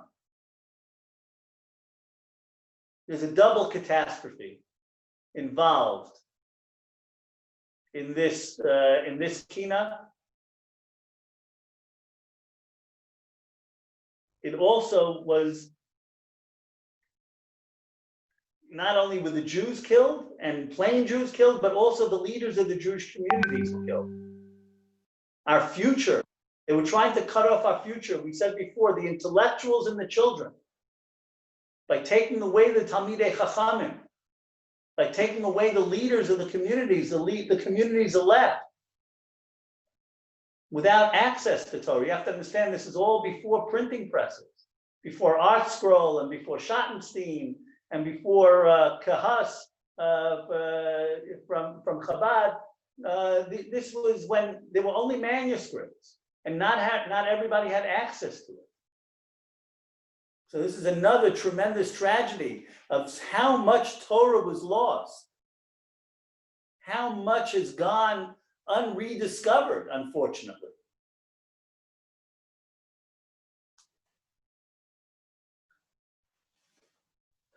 The Torah centers of Germany. This Kina is mostly dedicated to the Torah centers of Germany. We know exactly when these massacres took place. It's all written down, mostly in the months of Iyar and Sivan, as they were making their way through to the, to Eretz Yisrael. The Crusaders stopped in these communities in those months, right around the time of Shavuos. But obviously they're included in the Kinot of Tisha B'Av because, have we said many, many times, it's like almost like the physical destruction of the Beis Hamikdash, death of these people. But it's also important to understand something historically, which is really, really fascinating and shows the tremendous hashgacha that HaKadosh Baruch Hu has. The Torah center of Europe was Germany. Chachmei Ashkenaz, when in the highlight of European Jewry, Germany was the center of Jewish study. All the yeshivas were in Germany. As a matter of fact, when it wasn't until later, when Rabbeinu Tam was in France, that France began to become the center of Jewish learning. Rashi had to go to Germany to learn. So originally from France, he had to go to Germany because he had a Rebbe originally, but as he wanted to develop his learning, he had to go to Germany and learn. Now, he then came back eventually to France, and slowly the power shifted to France. The power of Torah, the center of Torah with the Balei HaTosfos and others, France became the center of Jewish learning. Imagine had Rashi been born 100 before he was born. Rabbi Soloveitchik explains the importance of this Kina. If Rashi was born 100 years before he was born, we wouldn't have Rashi. He would have been in Germany, and he would have been destroyed. And that is a tremendous, anybody that learns any Torah has to understand the importance of Rashi. Rabbi Soloveitchik loved the Rambam. We know that. But he says, you know what? The Jewish people could live without the Rambam. All right, we miss out on some interesting, exciting ideas. But a Jew cannot live without Rashi. We can't understand Torah without Rashi. We can't understand the Gemara without Rashi. The Masechtas that don't have Rashi are very difficult to learn. And within this Kina is the hashgacha of history. The hashgacha that HaKadosh Baruch Hu allowed Rashi to live. That the movement from Germany to France allowed Rashi to establish himself and establish the center of Jewish learning in France. And we know that the same thing really happened with Eretz Yisrael in America during the Second World War, before the Second World War. Right, America was a absolute wasteland of Judaism. But already before the Second World War, some rabbis began to come to America and to Eretz Yisrael. And it was only because of those people that left Europe before the war, that Torah was able to begin to thrive and grow in America and in Eretz Yisrael. So this Kina is dedicated to the German communities that were massacred by the Crusaders on their way through. That's Chaf.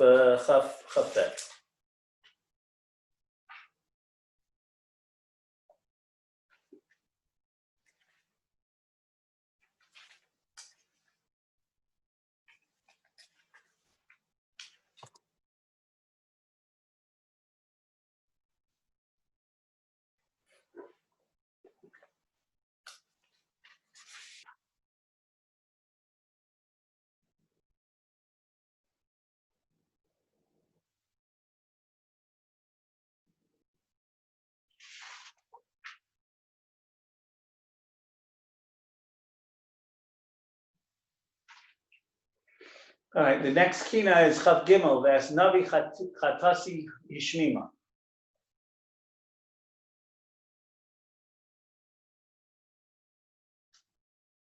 This is one of the few kinos that exists in both Ashkenazi and the Sephardi tradition.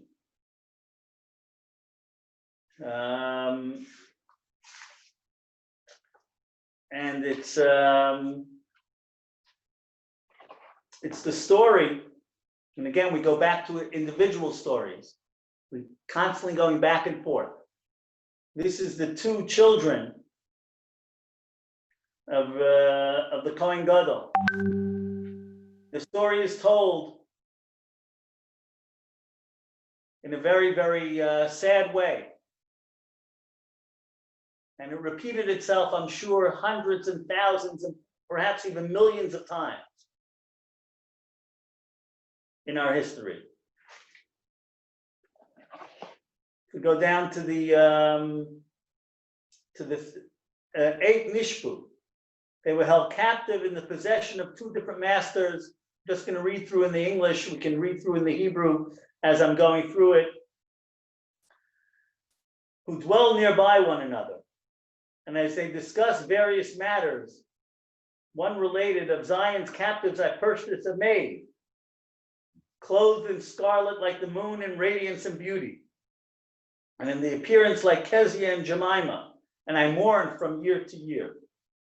His comrade responded with double the praise. I too visited Jerusalem's captives and purchased a slave boy with beautiful eyes, like the sun in full force at noon, and like the moon in its fullness.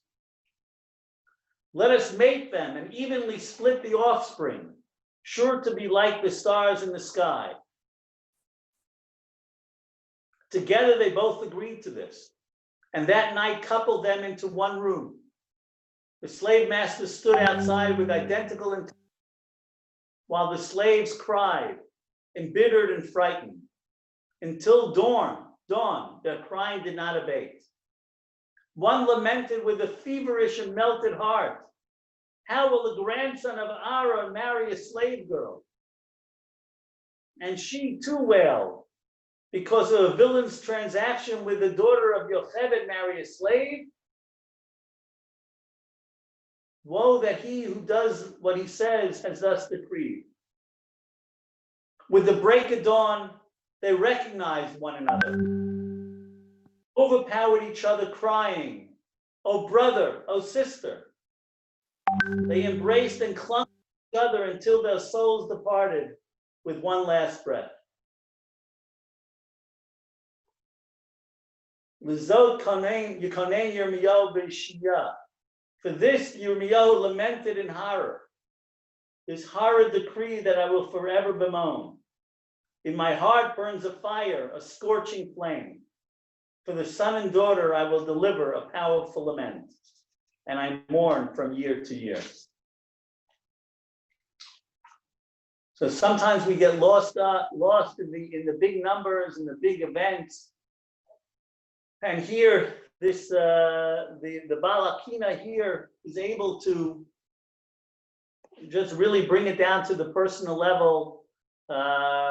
That sometimes this is where we have to focus our energies. This is where we have to focus our attention on the individuals.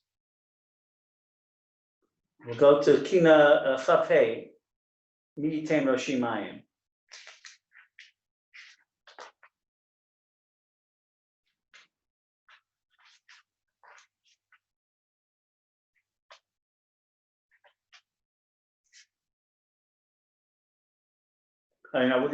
This is, as it says in the introduction here, it's on the Gzeros of Tatat Nevav, the Churban Kihilas Ashkenaz, Ashpira, Vermaiza, Vemagensia.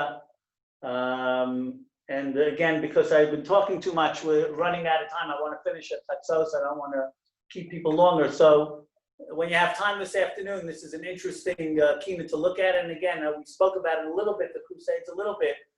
But,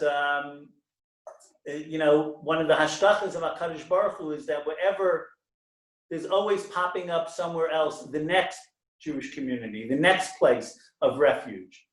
How long that lasts, we don't know. We'll never know in history how long that next place of refuge will last. There are plenty of people these days murmuring about America and whether it's still a place of refuge for Jews. I don't live there. I don't know exactly what's going on, but already you're beginning to hear that in 200 and something years that America has been there, which has been an amazing gullus for the Jewish people. But these were communities that you have to understand. These were all communities, Ashpiria, Vermensia, Magensia, that were glorious, glorious Torah locations. And they were totally wiped out. In the same way that the Nazis operated, the Crusaders operated, bringing Jews into synagogues and burning them alive, taking the children, in front of the parents and forcing them to convert. All the stories that we read in our Holocaust literature took place in Ashpiria, Vermensia, and Magensia, and just over and over again. And I often think of myself, and we'll get to this a little later on in one of the keynotes that we will do, the amount of Torah that was lost, the amount of manuscripts that were lost, the amount of insights into Judaism that we suffered losing in these communities and in so many, many other communities. All right, we're going to move on to Eish Tukad Bekirbi, Lamed Aleph.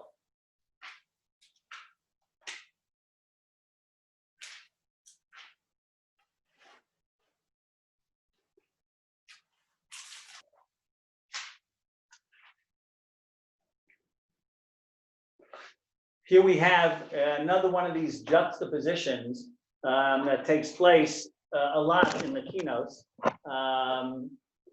B'tzeisi Mitzrayim, right, leaving Egypt, and B'tzeisi Yerushalayim, leaving Yerushalayim. The happiness, the beauty, the splendor that we experienced when we left Mitzrayim, and obviously the lamentations and the devastation and the pain when we left Yerushalayim. Now, I don't have a good voice, as many of you know, but Rabbi Salvador, beautiful tune for this song where you're more than happy. You'll pick it up quickly and you'll join in with me at home. But the first part of the verse, the Eish Tukad Bekirbi, Ba'aloti Alibi B'tzeiti Mitzrayim, is said out loud.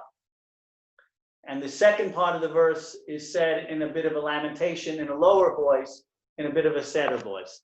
And I'm going to attempt to sing it. If you want to mute me, you feel free to do so. But Eish Tukad Bekirbi Ba'aloti Alibi B'tzeiti Mitzrayim V'kini ma'ira leman askira b'tzeiti mirushalayim. Az yashir Moshe shir lo yinashe b'tzeiti mitzrayim. V'yikoneh Yirmiyav nahariya b'tzeiti mirushalayim.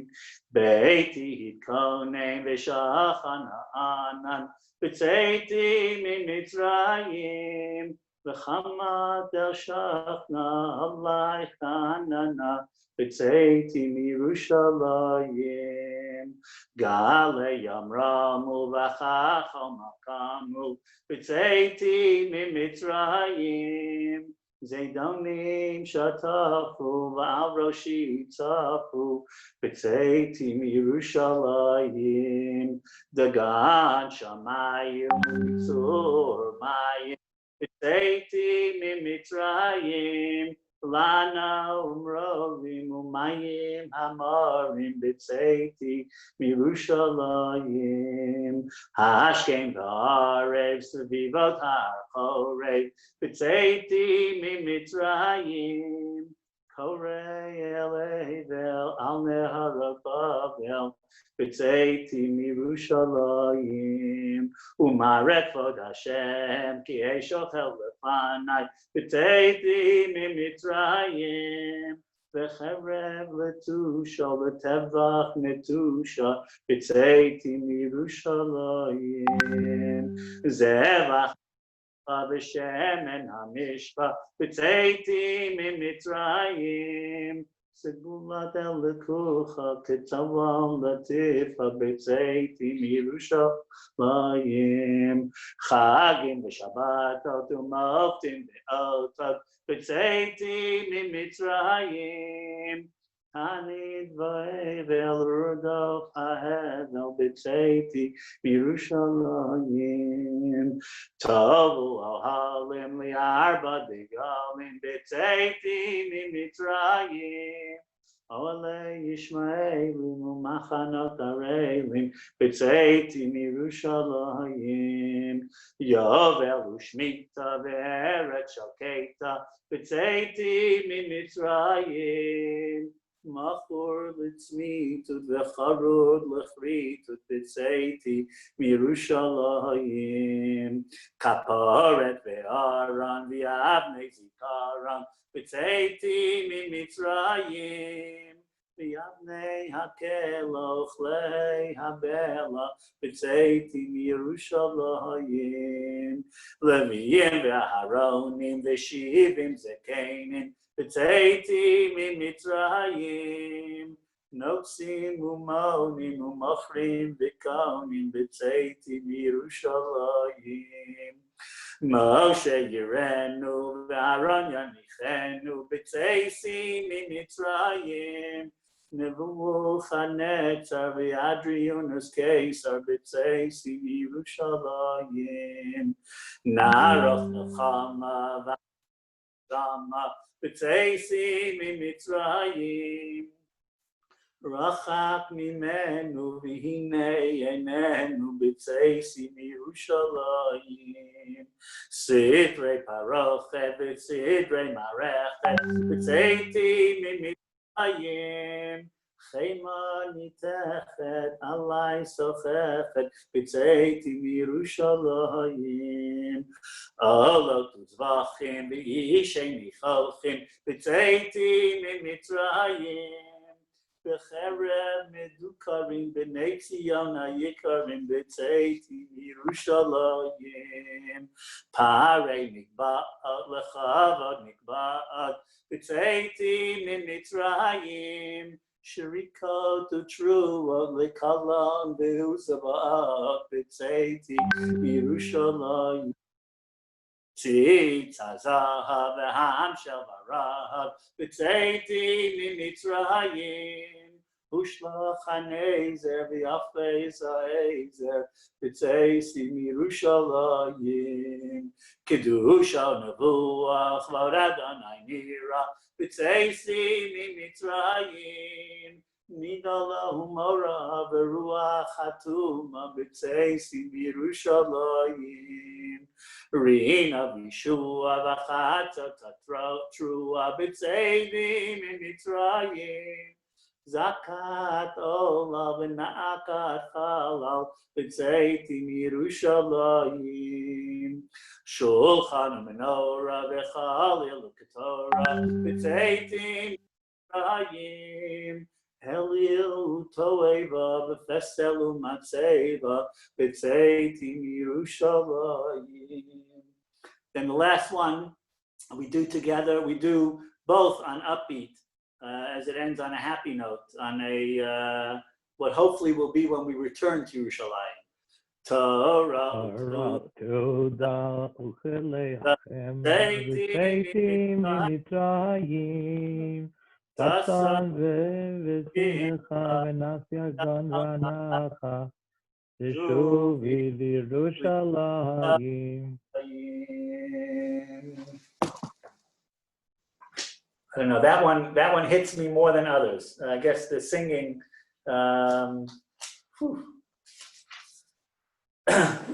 Kinot 34. We're not gonna read through Kinot 34, but I just want to stop at Kinot 34 and tell over a really crazy story. I think one of the craziest stories that I'm familiar with. We know that Zechariah Hanavi was killed in the Beis Hamikdash on Yom Kippur. Okay, he tried to, that also happened to be on Shabbos. He tried to give Musar to the Jewish people, and they attacked him and they killed him. After the murder, his blood was not absorbed. The Gemara tells us, there's a Gemara, an outright Gemara. His blood wasn't absorbed, and it continued to bubble and seethe ceaselessly on the ground. And his murder had to be avenged. Many years, and it bubbled for many years, the Gemara says, until Nebuzradan came. He was the chief executioner of the Babylonians. And he came to the Beis HaMikdash courtyard around the time of the first Khurban. And he saw the blood, and he wanted to know what was the source of this phenomenon. And at first they told him it was the blood of animals that were being sacrificed. He knew that that wasn't the case, and he wanted to know what was really going on. And finally they told him that it was the blood of Zechariah that was never avenged, and it never got absorbed into the land.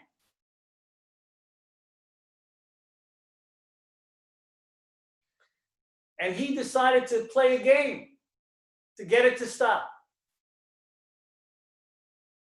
Okay? First, he started slaughtering children and adding to the blood. And he went on for days killing. And the blood did not stop to boil. Finally, Nebuzradan turns to God. Is it not enough? Do you want more sacrifices? Do you want me to destroy your world? If Zechariah's blood will stop seething, I will stop the killing. This is what Nebuzradan says to God. And finally, Zechariah's blood quieted. That in itself is a pretty wild story. But the Gemara in Gittin says something very, very fascinating. It says that Nebuzradan repented. He did tshuva.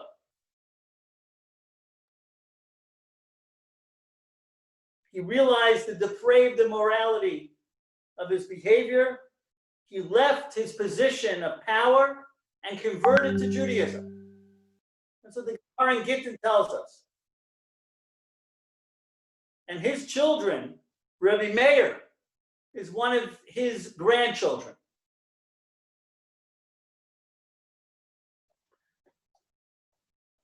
This is a crazy, crazy story that I think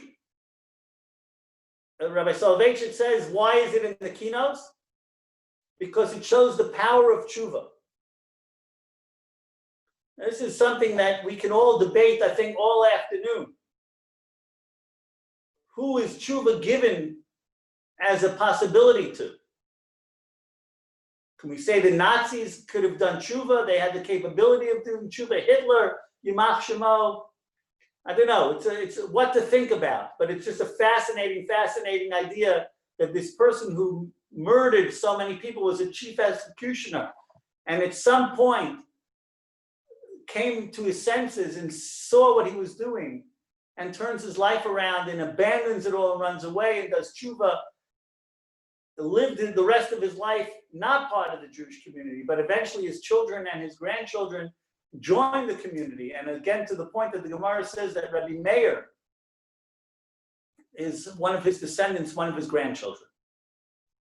So that just blows my mind a little bit.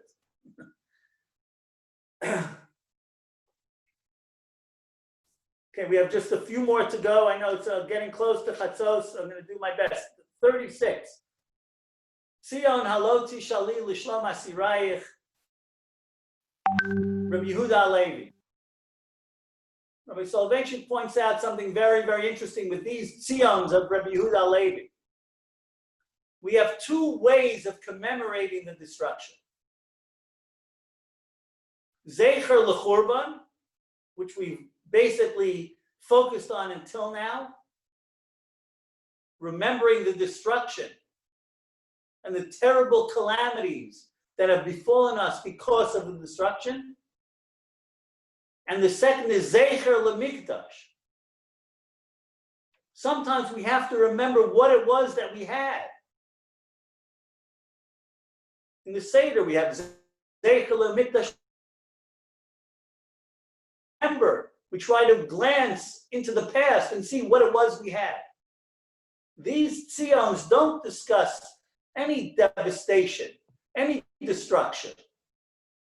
The tzions explain to us what it was that we had and what it was that we lost and what it was that we one day might get again.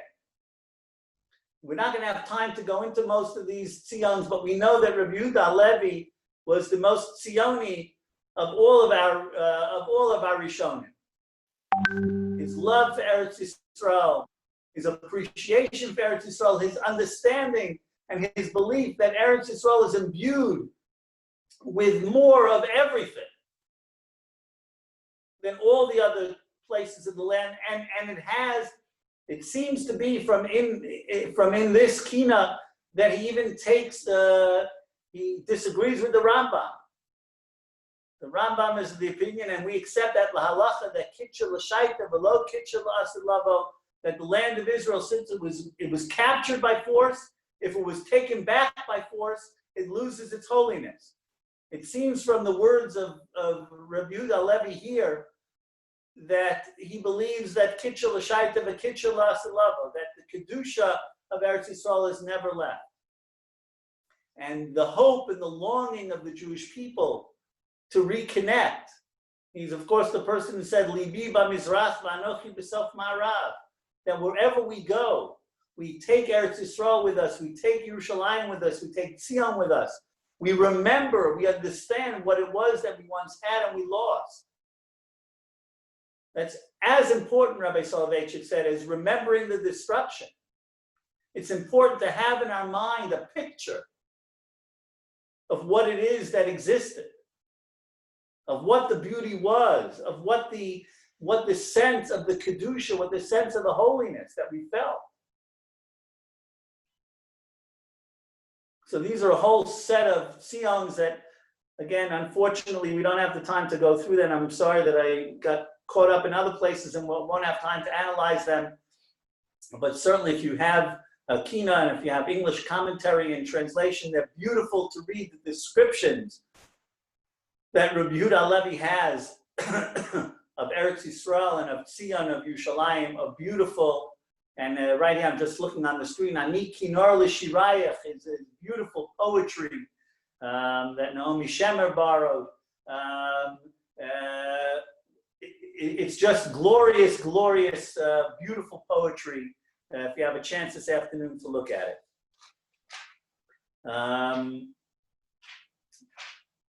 Two more that we're going to do. Mem Aleph, Shali Srufa B'Eish.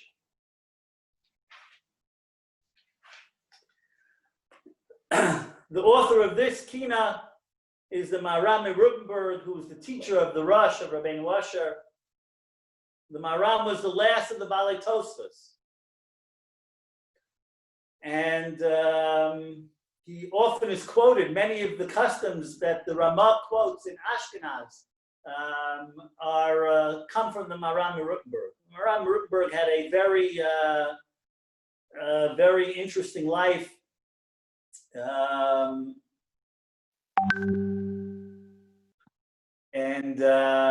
This Kinot, Shali Srufa B'Eish,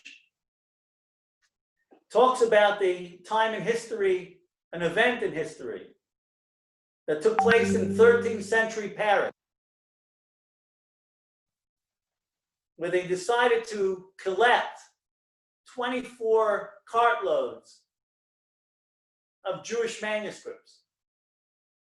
And you have to understand again, this is before the printing press. 24 cartloads of Jewish texts, of Torah Sheba'al Peh. and they were brought to the square outside the Notre Dame in Paris. They were brought from all over Europe. Rabbi Soloveitchik says that there was only one leftover manuscript in Europe of the Shas. How close we came to losing the Shas, to losing the Gemara. And they burned these 24 cartloads of Jewish books in front of the Notre Dame. And the Maram, who writes this Kinot, he writes it in a position of tremendous despair. How is Judaism going to survive? Is Judaism going to survive? We rely on our Torah Shabbat Peh. We rely on the oral law. And here, 24 cartloads in Europe are being burned in front of the church. And again, the reference or the inference, the importance of Torah learning, equivalent to the destruction of all these books as an equivalent to the destruction of the Beis HaMikdash. And this is one of the last of our Kinos. And again, we now have libraries full of books. Books are not an expensive item. Books are not a luxury item. But at that point in time, the future of the Jewish people seemed to have been burning from the Maram's opinion and the Maram's viewpoint. It was going to be maybe the end of the Jewish people. We weren't going to be physically destroyed necessarily. But within a short time, we were going to be ignorant if we didn't have these books to rely on. And yet, through the dedication of that generation, both financially and in other ways, to rebuild the Torah Library of Europe is an amazing feat that the generation decided not to give in and not to crumble and not to be depressed, but to rebuild. So that's Kinot 41, Shali Srufa Be'esh. Again, for afternoon reading, if you'd like. I would like now to, if we can, to go to the last Kinot, Elit Zion. It is now exactly Chatzot. So Kinot 45. And again, at this point in time also, we have the custom of getting up off the floor. And it's also sang to a song, to a tune that we'll sing together. This, I think, many more people are familiar with. But again, we have to understand, as a youth, as a kid, I remember singing Elit Zion was a happy tune. First of all, we sang it on for L'cha Dodi, the Shabbos before Tisha B'Av and Shabbos Chazon. And again, here we're getting up off the floor and people are singing as a young child, even an early teenager. Oh yeah, it's a cool beat, a cool tune, it's a song, without ever really looking at the words and knowing that we're still crying. The word Eli means cry. Elit Zion Varel, continue crying, don't stop. And not only don't stop crying, what kind of crying is the Baal HaKinot telling us to cry? The women in the crowd can easily explain this to us. Kemo isha b'tzireha, cry like a woman in labor pain. All right, men don't have labor because we wouldn't be able to handle it. That's serious crying. I think as a child, even like I said, a teenager, okay, we're getting up off the floor, and now the happy stuff starts. And we sing this tune. No, continue crying. Yes, we have to get up off the floor. Yes, the day is beginning to change. The mood is beginning to change. But that doesn't change the situation. We're still crying. Continue to cry. Go on and do your regular things in your life.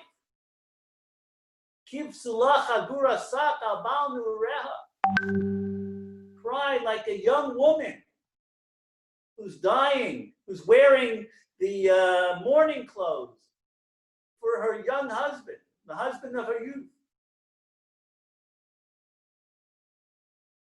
But I think within these two phrases is the future and is really the turning point of Tisha B'Av. Continue to cry. But how do we cry? Like a woman in childbirth.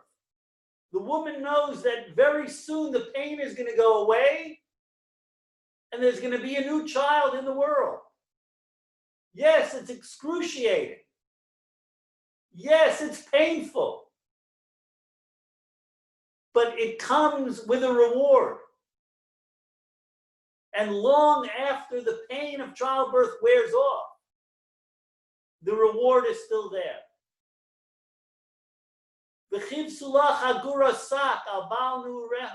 A young woman mourns the death of her husband of her youth.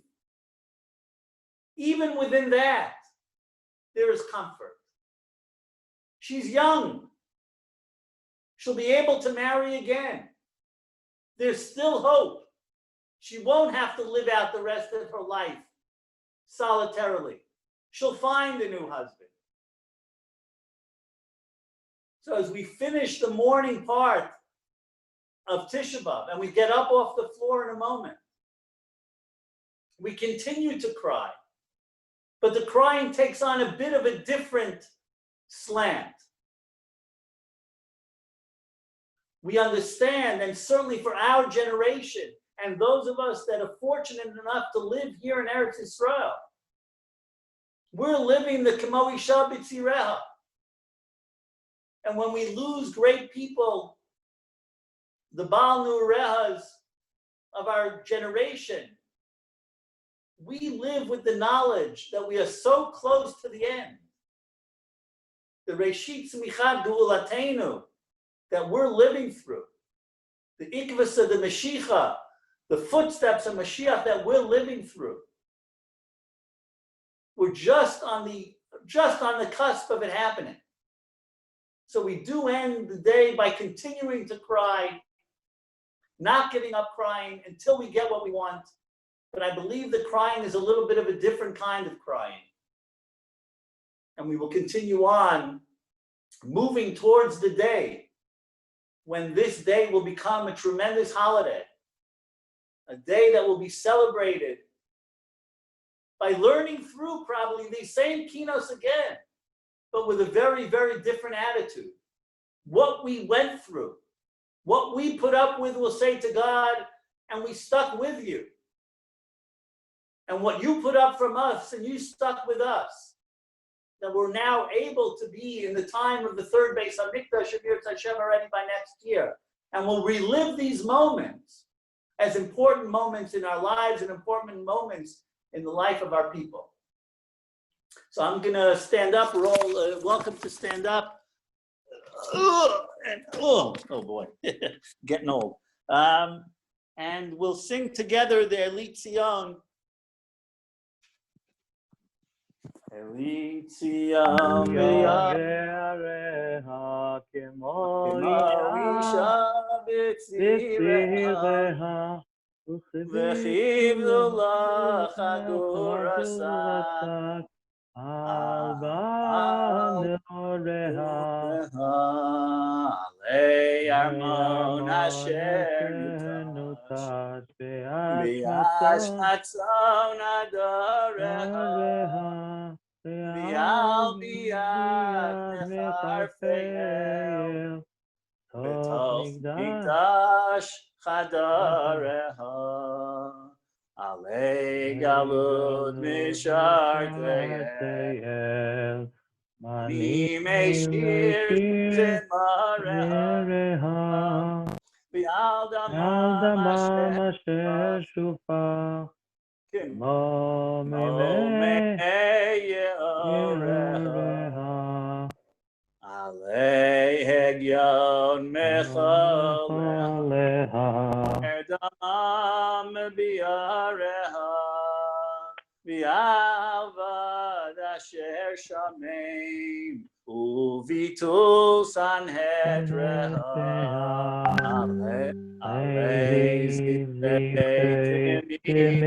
Mideha Ufidyanei Bechareha Vial Chiluk Yachiluk lechal Umizbach Umizbach Ketoreha Toreha Alei Tapen Elateha B'nei David David Yevireha Yevireha V'al Yofyam Asher Asher Chashan Chasam V'yesaruch Yisaruch Etareha Etareha Alei Kavod Kavod Asher Asher Gala Gala V'nei Korban Korban Devireha Devireha V'al Lochet Alochet Asher Asher Lachat Lachat V'sam Am Sakim Sakim Chagoreha Chagoreha Alei Machat Machat V'Rov Makot Asher Huku Hukun Nezireha Zireha V'al Niput Aniput Alei Sela Kol Aleshela Aleha Ne'areha Nareha Alei Simcha Leisimcha Soiveha Soiveha Pesach HaKam Al Sachatu Shevareha Shevareha V'ali Nui Alinoi B'nei Bene Chorim Chorim Nediveha Veha Tehoreha Tehoreha Alei Ei Pesha Peshe Asher Asher Avta Ifta V'lo Derech Lodech Ashureha Ashureha V'al Tzivah Yaltzah Kehalecha Kehalecha Shizufeha Zufeha Shechoreha Shechoreha Alei Ei kolot kolot mechafeha, mechafeha Vei ribui rabui Echavui fegareha, Agareha V'arich Chat chad megadfeha, B'toch Megadefeha mishkan Otishkan chatzereha, Chatzereha Alei Ei shimcha Simcha asher Asher chulal, Kulal Ufi kanei Ikamei mitzereha, Mitzareha V'al tacha Yaltacha nitzavchu Nitzavechula Keshavu Avushma shma Amareha Alei tziyam v'yareha Reha Kimo isha b'tzireha Reha V'chiv sula chagurasa Al bal